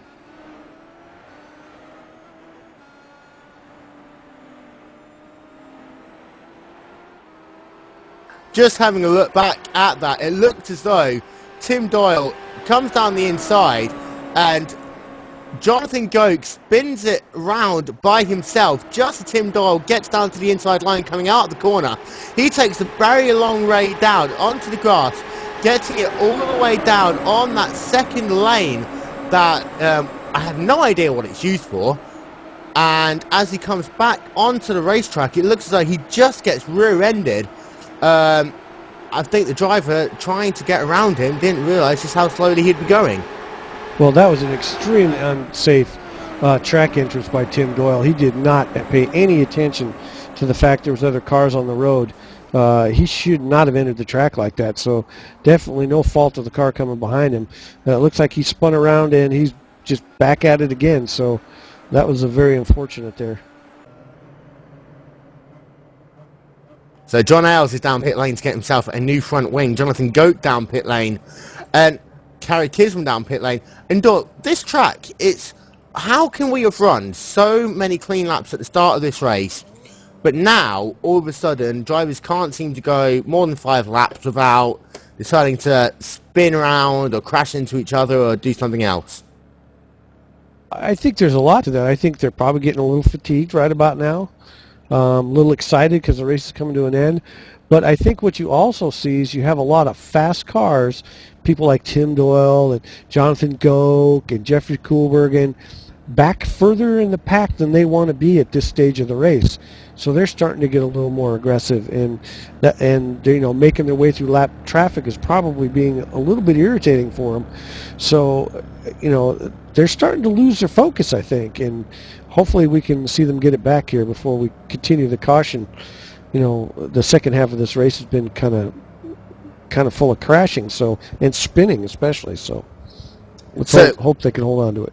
So these drivers, they just need to chill out for a couple of laps, get themselves into a rhythm, let the tyre pressures build up, and having so many cautions, these tyre pressures must be, as low as you humanly possibly can go. So is it just a case of sort themselves out for a couple of laps? I think so. I think everybody needs to take a deep breath, hold their position, get control of their race car, let the car settle in, and then start the passing. Because everybody knows they can. We've seen it a million times. Somebody gets a little high in the corner, or you just hold your low line and you can get by people. So again, I think these faster racers in the back just need to settle down a little bit, and more like what we saw for the first half of the race, where they were being patient getting by people. We're not seeing that patience now. Goke, we didn't want to talk to you under bad circumstances, but you just seemed to lose your car a little bit and ended up getting into Tim Doyle a little bit. Yep, I was too low, just cranking the wheel, and just lost it. Tim's car actually saved mine a little bit, and was able to repair my damage, so we're going to try it again. And for the love of God, you guys managed to get yourself racing so well earlier on, but what is it in the second half of the race that means that drivers are having so many issues on this racetrack with spinning or collecting each other? Is it fatigue? Is it concentration snapping? Or explain. I just think it's going green, yellow, green, yellow. It is messing with our concentration, and we're down in the last 100, so we want to get ourselves in good position so we can be ready to pounce in the last coming laps to the checkers. Oh, do a favour and tell everyone that we want to see a nice long green flag run to end this race. And Joni said the next person that calls the caution will have some of a shotgun pellet or something, so use that as a warning if you wish. Well, we can always start issuing black flags. So all I know is that there's a caution in front of me, say, the front 6 cars wrecked, that puts me in the lead. That's a caution I wouldn't mind. I mean, we'll spend the last 90 laps watching you drive around by yourself. No worries, John. We'll send you back upstairs, but you have a nice part of the race. Yeah, thanks, guys. And I'm just joking. See you in a bit. So yes, we are going slightly senile here in the booth. We're currently working lap 157 of 250 here at Iowa Speedway. Will Vincent, Doyle Johnson in the booth. And these drivers surely now are going to get themselves back into some form of a rhythm. Pace car pulls in. Mike Larson brings the field back to green flag racing. Almost spins those tyres a little bit again, but managed to get away with it. Green flag in the air. Nico Brandt in third. With Randy Crosland in second, Mike Clarkson your leader, and it looks as though for once his field's going to spread out a little bit, but we have got Stanley Ench running in the 5th position with Jeffrey Kohlbergen in 6th. Tim Doyle working the outside line around Jonathan Goke. Hopefully these two won't get into contact again. Looks as though Goke just pulled out the throttle a little bit to let Tim go by, but now his next target is going to be that of the number 79 machine of Jeffrey Kohlbergen, and it looks at the moment that we've got ourselves at least 2 laps done under green. And Jeffrey Kohlberg looking on the inside of Stanley Ench, and he's not quite able to make it stick this time, but he's definitely in the chase. They're going to try to get around him. There he goes, taking the inside line. But again, it looks like he's got the speed down the straightaways, and that's what's making life so hard for Kohlbergen, as it means that he's being forced down to the inside line, and Tim Doyle trying to make it 3 wide. Not going to happen this time by. Tim Doyle is bunching himself up. He's going to drive right down to the inside of the track, as he's going to try now to get himself around Jonathan Goke was looking down to the inside of Tim Doyle. They both have purple cars, which makes it slightly confusing. But Tim Doyle down to the inside of Jeffrey Kohlbergen. He gives the position up, and it looks like he's going to slot in just perfectly behind. But he's got Jonathan Goke looking down to the inside. Looks as if to get away with that one just for the moment. But it looks as though finally we're back to some form of green flag racing. But out front, we've got Nico Brandt on the inside, on the outside, Sean Stroud on the inside. That is about for 3rd position, as Sean Stroud trying to make his way back through the field. Yeah, and I think on that last exchange you saw Stanley Ench. I don't know if I'd want to be him or not. I think he just flat freaked out with all that stuff going on there and just took himself right up the top and got out of the way before he became a pile of rubble. That was just something else. That up front like that was probably not really where he wanted to be. So Sean Stroud makes a move on Randy Crosney, gets himself up into second position. Nico Brand decided to see whether he can have a look down to the inside, lost a little bit of momentum. That allowed Randy Crosney to keep third position. But now Sean Stroud is going to be having a look down towards Mike Larson. This will be the battle for the lead. Sean Stroud looking to try and get himself back out front here at Iowa, as Mike Larson's led for the last 30 laps or so in the midst of all these cautions. But Sean Stroud now definitely on the charge. And Nico Brandt and Randy Crosnell's definitely battling it out. Randy's going to maintain position for now, but Nico's looking on the inside. Looks like he's going to try to make the pass right here. There he is. He makes it stick. Mike Larson is having to defend heavily from Sean Stroud there, as Randy Crosnell is trying to have a look to see whether he can make the move back onto Nico Brandt. As you see, right onto the rear wing now comes Sean Stroud on the number 72 Carlsberg machine of Mike Larson. They come through turn number 2 on lap 168 of 250. Sean Stroud doesn't look as though he's close enough. We had the speed earlier on to literally just drive past drivers. As he looks down to the inside, they come past the start-finish line. Thought better off it, just ducked back into the draft this time by. Is he just staying behind for the moment and saving his tyres? Oh, absolutely. I think he's just playing around right now, looking for the right opportunity. It could come this time by. And yeah, you got Rene Murray. This interesting fact that he's seeing a bunch of stuff in his rearview mirror that he does not want to see. It's full of Tim Doyle. And there he goes. Tim Doyle's going to try to make the pass this next time. So, you got Tim Doyle, Jeffrey Kohlberg, and Jonathan Goke separated by less than 1 second. So for Rene Murray, he's going to have to stay right out of the way as Tim Doyle comes past. Immediately afterwards, you're going to have Jeffrey Kohlberg comes down to the inside as they come down the back straightaway. Kohlberg doesn't look as though he's going to be able to make the move just yet, as Rene Murray, as Kohlberg comes all the way up the racetrack there. It looks as though that Rene Murray can stay with the back of Tim Doyle, but it just looks as though he's lacking a little bit of straight line speed when he is by himself. Absolutely. He's definitely trying to hold on for all he's worth. I don't think he's going to be able to hold off Jeffrey Kohlberg much longer, and then he's going to have Jonathan Goke next. Almost turned into Jeffrey Kohlberg there in the number 79. Very good observational awareness to just move to the middle lane there. He lets Kohlberg go past, and Jonathan Goke is going to be the next person to come down to the inside. Kohlberg gets ever so slightly squirrely to come out of turn number 4. This is out of field to almost collecting Rene Murray there. As you see, Jonathan Goke now looking down to the inside, seeing whether he can make the pass on Jeffrey Kohlberg. Side by side to come through turn number 4. And it looks as though Jonathan Goke is going to be able to retake 6th position as they come past the start-finish line. Rene Murray almost making it 3 wide once again here.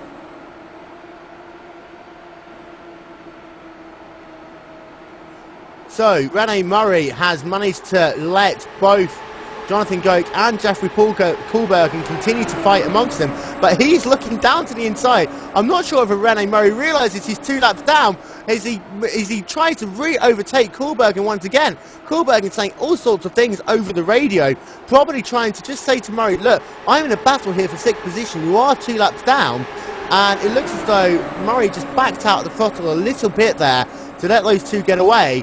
But the thing is that Murray is coming under attack from Dave Jinks, who's also wanting to put him a lap down.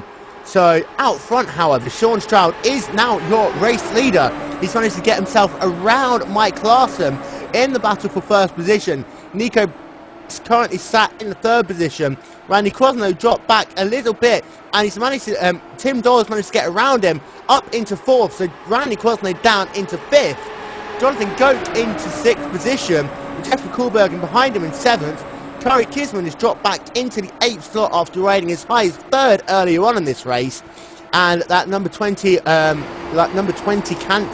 breast cancer awareness machine is really having to try to work her very hardest to get close to this pack and get the draft to find some more speed. We're currently looking on board with Tim Doyle in the number 11 Foyt Wines machine. He is caught up to this lead 3 cars of Sean Stroud, Mike Larson and Nico Brandt. So Tim Doyle once again is going to be in a position where he can go hand over fist with Sean Stroud, as we saw earlier on. those two drivers managed to do 9 overtaking manoeuvres in the space of 4.5 laps. So yes, that is pretty much one a corner between Doyle and Sean Stroud. So do not expect this race to be over by any form of anything at all. Tim Doyle has closed that gap dramatically in the last couple of laps. 17.8 lap last time by. He is now looking down to the inside of Nico Brandt as they come past the start-finish line. Doesn't think he's going to be able to make it this time by. Makes a dive to the inside. He's going to be able to get down to the inside of that number 24 machine of Nico Brandt. As they come down the back straightaway, it looks as though Tim Doyle is going to be able to get himself up into 3rd position. Next two targets, Mike Larson and Sean Stroud.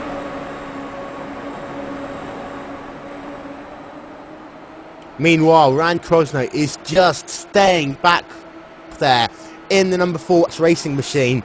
He is currently sat in 5th position. It looks as though he's not going to be trying to make too much of an impression on this group for the moment. Save his tyres if he can. I see Tim Doyle really harassing Mike Larson there, looking down to the inside, not happening, but using, literally trying to go high, go low.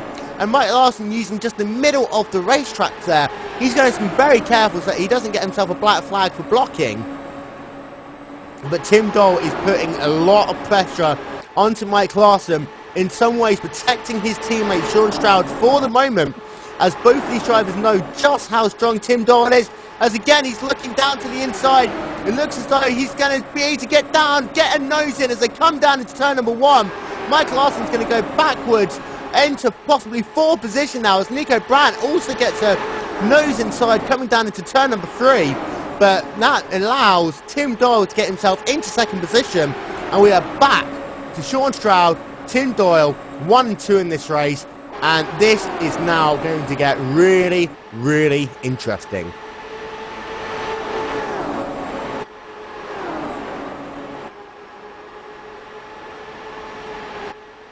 So Doyle Johnson just has to step away for a moment, so I'm left all by myself in the commentary booth, working lap 189 of 250.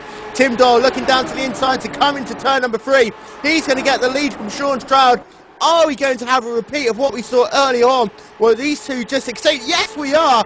Once again, Sean Stroud down to the inside into turn number 1. This is IndyCar racing at its very best.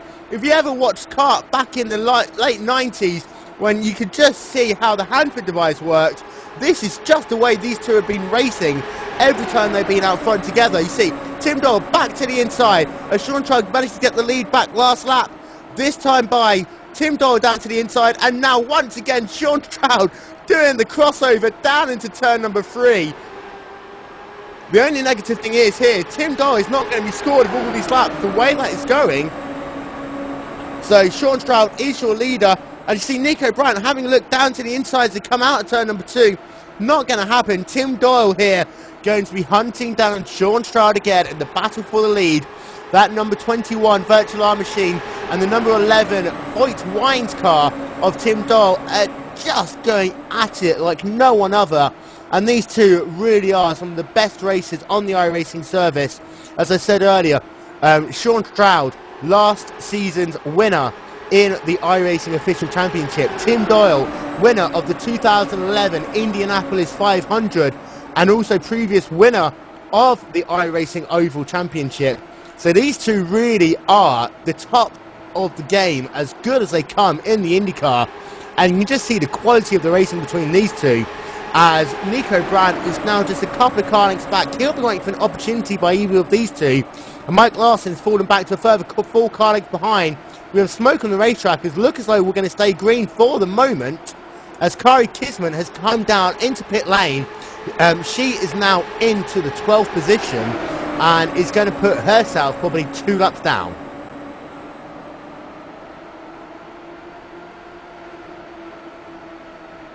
So at some point we are going to have to come up and breathe for air here. As Tim Doyle once again looks to the inside as they come off corner number 4. It looks like he's going to definitely get the run as they come into turn number 1. Sean Stroud going to yet again give him the position. Tim Doyle is going to take the lead back of this race. And again, Sean Stroud right back down to the inside as they come into turn number 3. All of this time, Sean Stroud must be realising that the way this is going for him, he's still the one leading laps. And obviously, although overtakes count, it's only the person who leads the lap that gets classified of the overtaking maneuver, and obviously 2 bonus points on offer for the person who leads the most laps. As Sean Stroud, they're almost collecting Nico Brandt. Nico Brandt having to get off the gas a little bit as he was attacking Sean Stroud for 2nd position. This just gives a little bit of breathing space for Tim Doyle for just a second, and Tim Doyle, who just vanished from our screens completely, comes back in finally there. But please don't have connection issues play drivers like they did in the last race at Mossport. But at the same time, Jonathan Goek, Randy Cosno, Jeffrey Kohlbergen, they are catching this duo up. I see there, I believe that's Mike Larson coming down pit lane for what will be his final pit stop here, bringing the car down to what will be pace speed of 40 miles an hour. This is so slow. I mean, you know you're going to lose 2 laps. You know that you can't speed down pit lane, but Mike Larson here down into pit lane to make his final stop. And it looks as though, again, Tim Doyle has lost connection. This is going to be devastating. He's now scored 1 lap down. And having a look down, it looks as though Tim Doyle's race is going to be over. This is going to be heartbreaking for Tim Doyle, part of the Atlantic Club, racing in the number 11 Foyt Wines machine, as he has been managing to get his way back into the lead pack, fighting for the lead. And this surely now must mean that Sean Stroud's got a very good opportunity of taking the lead of this race all the way through to the end.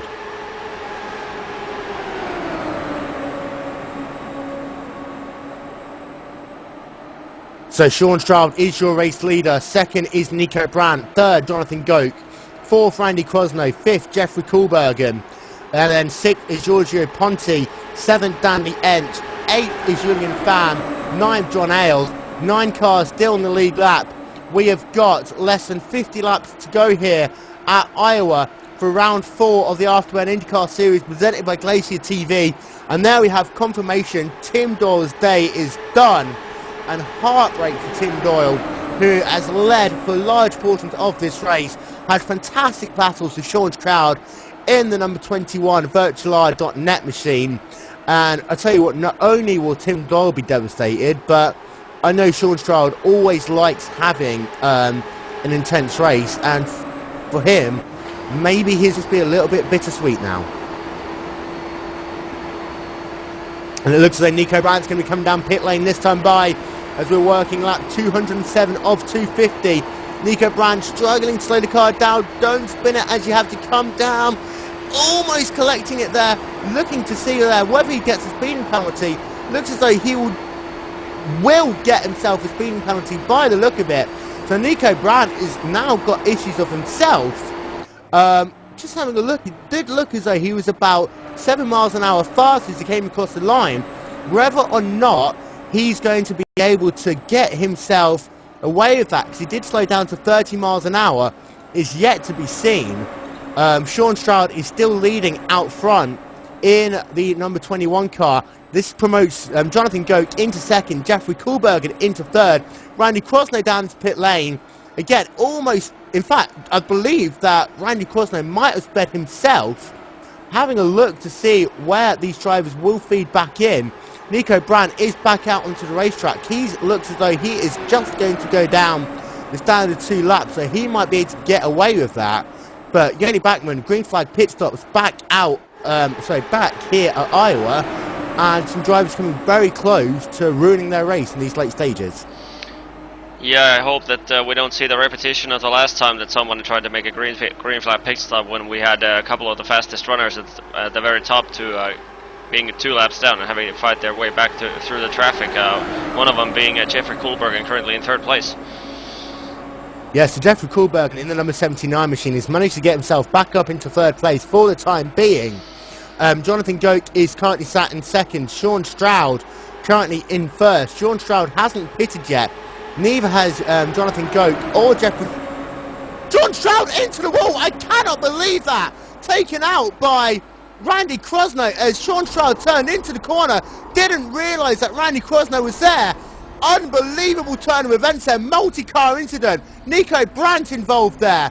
I believe Robert Carlson might just have been able to get through okay, but I cannot believe that Sean Stroud's race from the lead is over.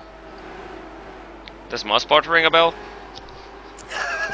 Just like Mosport, the leader, out of the race as Nico Brandt just gets himself a little bit of rear wing damage. It looks like he might be able to carry on, but then he gets tagged by Robert Carlson, flipped upside down. So you've got Randy Krosno involved, you have Robert Carlson involved, you have Sean Stroud. He looks like he can actually keep himself onto the racetrack. If he can get his car down to pit lane and make some repairs, there could still be hope for Sean Stroud. But I cannot believe this. Jonathan Goke is currently scored as your race leader. Unbelievable turn of events here as we are under caution with literally about 36 laps. Yeah, well, thank goodness these guys got a good green stint behind them again, so they had the chance to catch the rhythm again properly, and we saw that as soon as the field got spread out, so that these guys got back in the rhythm. We saw a good long green stint, and that was an unfortunate way to end that. So pit lane is open. You see Jeffrey Kohlberg and Jonathan Goke coming down pit lane. Dave Jinks, Sean Stroud as well. Giorgio Pontic. A couple of these cars again are going to be caught one lap down. Namely, Kari Kisman is going to be caught one lap down. Looks like Mike Larson is also going to be caught one lap down after this wave around. So for a lot of these drivers, this was the worst time possible for this to happen to them. Yeah, this has to be like a culmination of all the bad things the race driver can possibly imagine. I mean, 250 laps with 2 to 3 good green stints, and now we're down to 35 laps of just sprints, and well, anybody who's been around iRacing on the ovals, the last 30 laps sprints, you know what's gonna happen. I just hope that we're gonna avoid that. Yeah, it's going to get very intense very quickly here. Jonathan Goke is scored as your race leader. Jeffrey Kohlberg in the second. Does look as though Sean Stroud's managed to get any damage to his car repaired, which I cannot believe. It looked as though, when they had a look back, he did just hit the wall with his front wing, and the car then flipped around. So God knows how damaged Sean Stroud's car is going to be. Stanley Enchi's got himself up into the 4th position. Julian Pham is up, currently scored in 5th. John Ailes in 6th. But drivers going to be able to get the wave around. One or two of them are, namely Rene Murray and Mike Larson, both going to be able to get onto the lead lap. Both going to be able to get one of their laps back by the look of it. But like Richmond in 2009, I believe, the way the cautions rolled out means that drivers are caught laps down, and we only have 6 cars on the lead lap, which, to be fair, isn't representative of some of the skill in racing by some of these drivers, especially Mike Larson, who has led for quite a few periods of this race. Yeah, I don't think last 35 laps we're gonna see people gaining that lap back. I really don't think that the top 6 are gonna make an extra pit stop unless they are forced to. So we're going to try and get Sean Stroud down into the booth in just a moment's time. To refresh it one more time, Goke is your leader, Kohlberg in 2nd, Stroud 3rd, Ench 4th, Pham in 5th, Ailes in 6th position. And you talked about how these last sprints can sometimes be so deadly for drivers. What do you really need to do, Joni, to be able to, keep the racing clean and also get yourself back out into front? How many risks are you going to have to take here? Well, basically, the common mistake that you see from people is just rush things. As soon as the green flag flies, just try to take too many places too fast. Just dive into tight spaces in the inside of the corner that you would not normally do. And when you're racing against a guy who would not expect you to do that, that's when you get small clips. Then you get 3 or 4 car pileups, and all you need to do is just take that. Just try. Be that little extra patient, and when you see a guy just diving in, just let him there for once. As we go green again. So we're back to green flag racing here at Iowa. Sean Stroud currently in third position. We will try and talk to him after the race. Jonathan Goke is leading the way in the 08 Purple Fury machine. Jeffrey Koolbergen in second. Sean Stroud in third. Danny Ench in fourth. You see Koolbergen running a little bit high there on turn number 4. We've got 30.5 laps to go here at Iowa. And Sean Stroud now definitely is going to be on his trial, trying to get himself back into first position.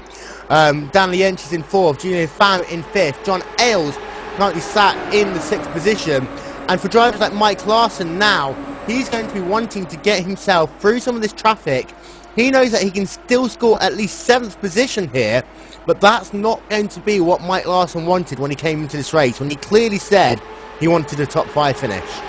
Yeah, that's exactly what it would have had without that misfortune, the pile of misfortune that we had in this race. And I hope, as we see Sean Stroud taking the second place away from Jeffrey Koolbergen, I just hope and pray that these guys just give the car enough time to get the tires up to temperature, get the rhythm back, and so we don't get any extra cautions anymore.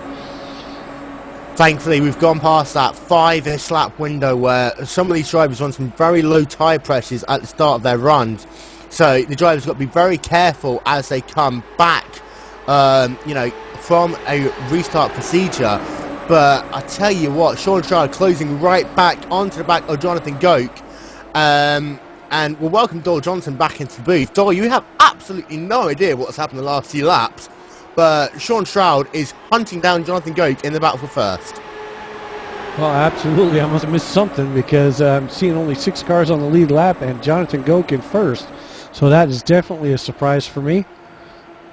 So it looks as though Sean Stroud is going to see how quickly he can make the move.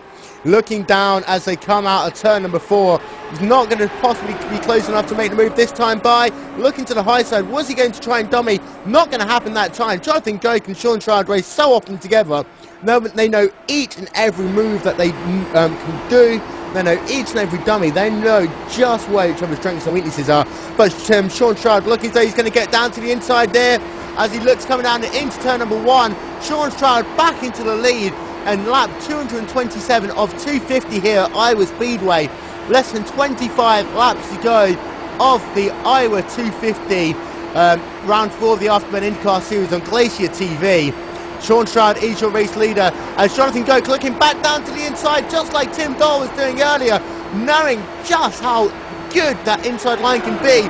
And Sean Stroud from first looks like he's been pushed all the way back down into the 3rd position yet again.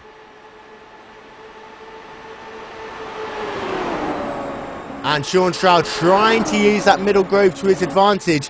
We've seen so often that if you can just tuck in behind the drivers and sweep immediately down to that inside lane, you can get yourself so much of an advantage. And Jeffrey Koolbergen had to get off the gas a little bit. This is going to give Sean Stroud the gap he needed to get himself clear and try and make the move back on Jonathan Goke. Jeffrey Koolbergen looks like he just got himself a little bit loose, had to get out of the throttle. But these 3 drivers have pulled away from Dan the Ench in 4th. Ench is a good 2nd ahead of Julian Pham in 5th. John Ailes is in 6th as we ride on board with Jeffrey Koolbergen in 3rd. Isn't that a Cinderella story, Will? I mean, drivers like Dan Liench, Julian Pham, John Ailes, generally when you look at the list of who's who in this field, those are the dark horse drivers that generally just come along and get whatever places they can. And look, they are in the top 5. And I'm sure they're really happy about that. Not only in the top 5, but in the top 5 with less than 20 laps to go here at Iowa Speedway. Sean Stroud once again looking down to the inside. Looks as though across the line, Stroud had to get off the throttle there. Almost coming up the racetrack into Jeffrey Koolbergen. Jeffrey Koolbergen had some very good spatial awareness there. As Sean Stroud gets himself back into 3rd position. As they came across the line, Sean Stroud did lead that lap. Jonathan Goke, however, is your race leader once again. Koolbergen in 2nd, Stroud is in 3rd. And we'll see if Jonathan Goke and Jeffrey Koolbergen, teammates for AeroX Racing there, is whether they can work together to keep just a 1-2 finish, or if Sean Stroud's going to go ahead and take them both to get himself up to the front. Yes, so AeroX drivers Jonathan Goke and Jeffrey Koolbergen with 15 laps to go at the line. 1 and 2. Sean Stroud in 3rd position.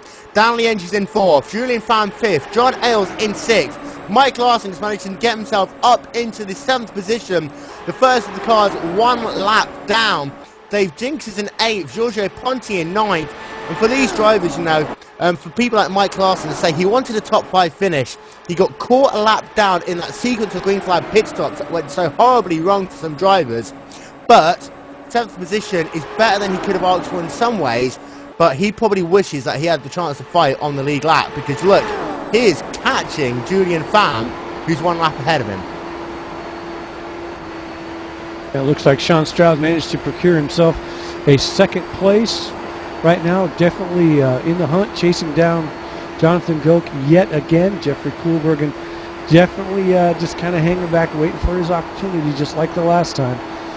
I don't think we've seen the last of the changes up front here. Sean Stroud once again down to the inside. Down to the inside as they come through turn number 1 and 2. Once again, Sean Stroud, and you see there, he's holding the bottom of the racetrack. He knows now that he needs to hold the bottom of the racetrack coming off the corner to prevent Jonathan Goke from using the crossover. But as he doesn't do there that, he goes. Down to the inside once again. Goke is down to the inside in the 08 machine. We are far from over here. As we come across the line this time by, we're going to have 10 laps to go at Iowa Speedway with Goke as your leader, and he gets sideways and gives Sean Stroud a position. Jonathan Goke somehow manages to keep it together, keep 2nd position. But for the moment, Sean Stroud just has a little bit of breathing space as Koolbergen wasn't quite able to make the move as Goke inside. Koolbergen just didn't have the steam to go around the outside. Well, that was almost catastrophic for Jonathan Goke there. Somehow he managed to keep the speed up even though he was down on the apron. So we'll see how that plays out. Definitely Sean Stroud got a little bit of breathing room there, so hopefully they'll won't run out of race before they get a chance to see if they can overtake him again. Iowa Speedway is known for its close finishes, and we are setting ourselves up for another one here as we have got under 10 laps to go at Iowa Speedway. The last 10 laps of the Iowa 250, round 4 of the Afterburn IndyCar Series and Glacier TV. Sean Stroud is your leader, but look at how quickly Jonathan Goke can close. Not going to be able to get close enough in turn 1 and 2, but look for him to try and swoop down to the inside line any point now. Sean Stroud is your race leader. Jeffrey Koolbergen in 3rd, and Dan Lienge is somehow managing to hold his own into this group as these drivers keep on fighting for position. He knows that if one of these drivers makes a mistake, he's in the opportunity to pounce. As see there, Jonathan Goke just starting to look down to the inside, but not quite close enough. As we come across the line, we're going to have 5 laps left to go. And here he goes. Jonathan Goke looked down to the inside, dummied across up to high side. Didn't manage to make the job work here. For Goke, do you think that he's just going to try and leave it to the last lap now? Oh, he's going to try to get right up underneath the rear wing of Sean Stroud so he can take advantage of a little slingshot down to the inside. We have got ourselves 4 laps to go here at Iowa Speedway. John Ailes currently in 6th position. Julian Pham in 5th. Dan Lienge in 4th. Jeffrey Koolbergen in 3rd. Jonathan Goke in 2nd. Right again on the back of that rear wing of Sean Stroud. How late is he going to leave it to try and make him move back for the lead? We've seen these two change the lead quite a lot in the last 30 laps or so.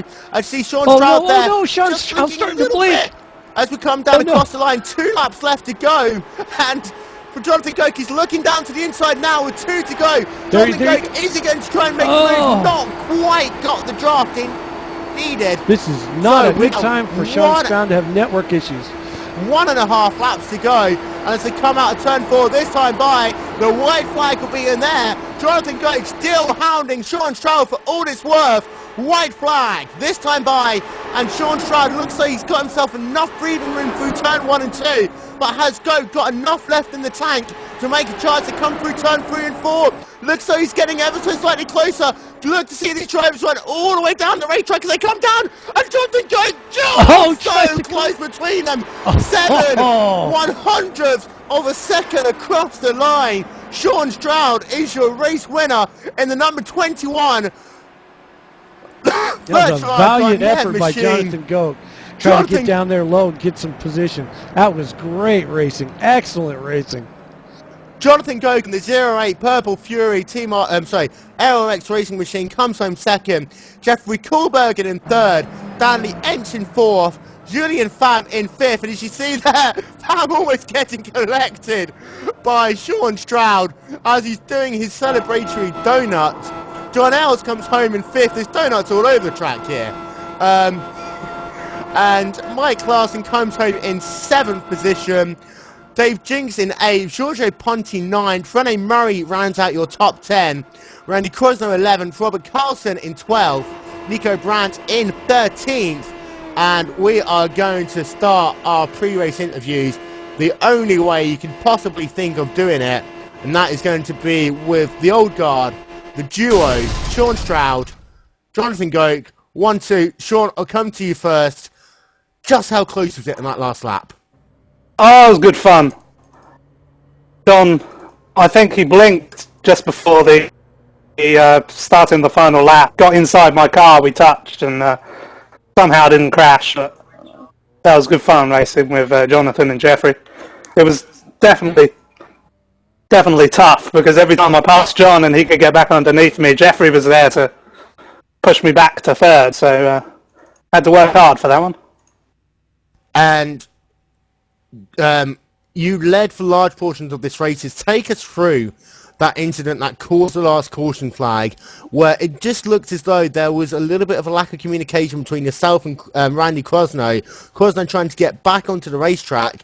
You obviously wanted to turn 3 and ended up your car spearing towards the wall. Yeah, that was completely my fault. I thought Randy was going into the pits and he wasn't, and I lost him completely from my vision. He got into one of the blind spots on the car and just turned in and he was there. I didn't even know he was there. I had no idea. And a great result for you in that number 21 Team Afterburn machine. Jonathan Goke, you came home second in what was a tremendously close-fought race for those last 30 laps. Yeah, coming into this race, if you'd have told me how to finish second, I would have been ecstatic. Now, after those last couple laps race with Sean, I'm kind of frustrated that I didn't, but if I'm going to lose to somebody, it might as well be my good friend Sean. And the gap across the line, 7/100ths of a second. Was there anything else you could have done in those last couple of laps to try and take the win? No, not really. Just maybe hoping he'd hit the apron or just try to nudge him out of the way, but I wouldn't do that to him. And after a disappointing result at Homestead and at Daytona, I'm guessing this is just a really good way for you to bounce back into the series as you look to build going into the next couple of the road tracks, Mid-Ohio and Watkins Glen, and then back onto the oval at Kentucky. Yep, sounds good. Don't know if I'll be running the road, but I'll try my best. I always seem to have a bad string of luck there. Never even touched Mid-Ohio, but I'll definitely be there at Watkins Glen. And Jeffrey Kohlbergen came home third in the number 79 Aero-X racing machine. Jeffrey, for a moment, it looked as though you were right in the middle of that fight. Were you just waiting for the opportunity for either Goke or Stroud to make a mistake? Or did you have the legs to try and make a charge yourself? I indeed tried and wait, but I also realized the last 10-15 laps that I came, let's say, 1/2 a tenth short. So then I realized that a third position after this long race is pretty good. So I'm happy with this third place at the moment. And starting third on the grid as well. Starting third, finishing third. That pretty much must have been all you could have asked for. Yeah, indeed. Well, I think everybody's goal is to get at least a top 10 finish, and yeah, that was also my goal. So qualified third and finished third. So I'm again pretty happy with this result. And as a driver who tries to race as much of both the road and oval as possible, going forward to Mid-Ohio next week, is that a track that you're looking forward to in any way, shape or form? Mid-Ohio is, well, I have the track. I'm not that familiar with it. So coming week, I'm going to, perform a lot of practice to get a hang of it and hopefully get a top 10 finish out of it. And we'll bring Mike Larson over as well. Mike, you finished 7th, the first car 1 lap down. How annoying was it to be caught that lap down as that last sequence of green flag pit stops started to get underway? You made your pit stop, and then the caution flag came out. Yeah, I was quite upset about that.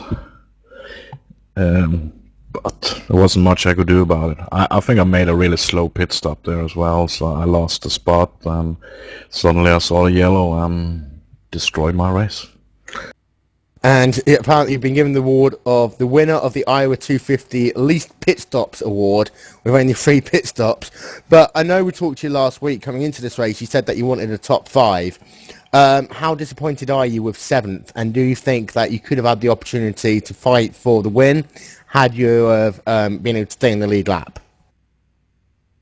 Yeah, it would have been close. Both Jeffrey, Jonathan, and Sean are quite fast. It would have been close, but I would have been happy with a 3rd. With a 7th, no, not the way it finished.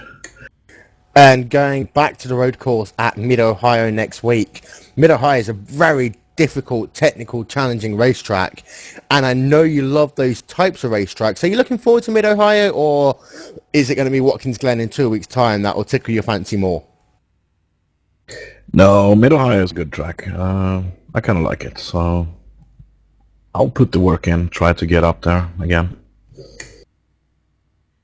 And very well done for you for your 7th position. Disappointing that you were caught a lap down.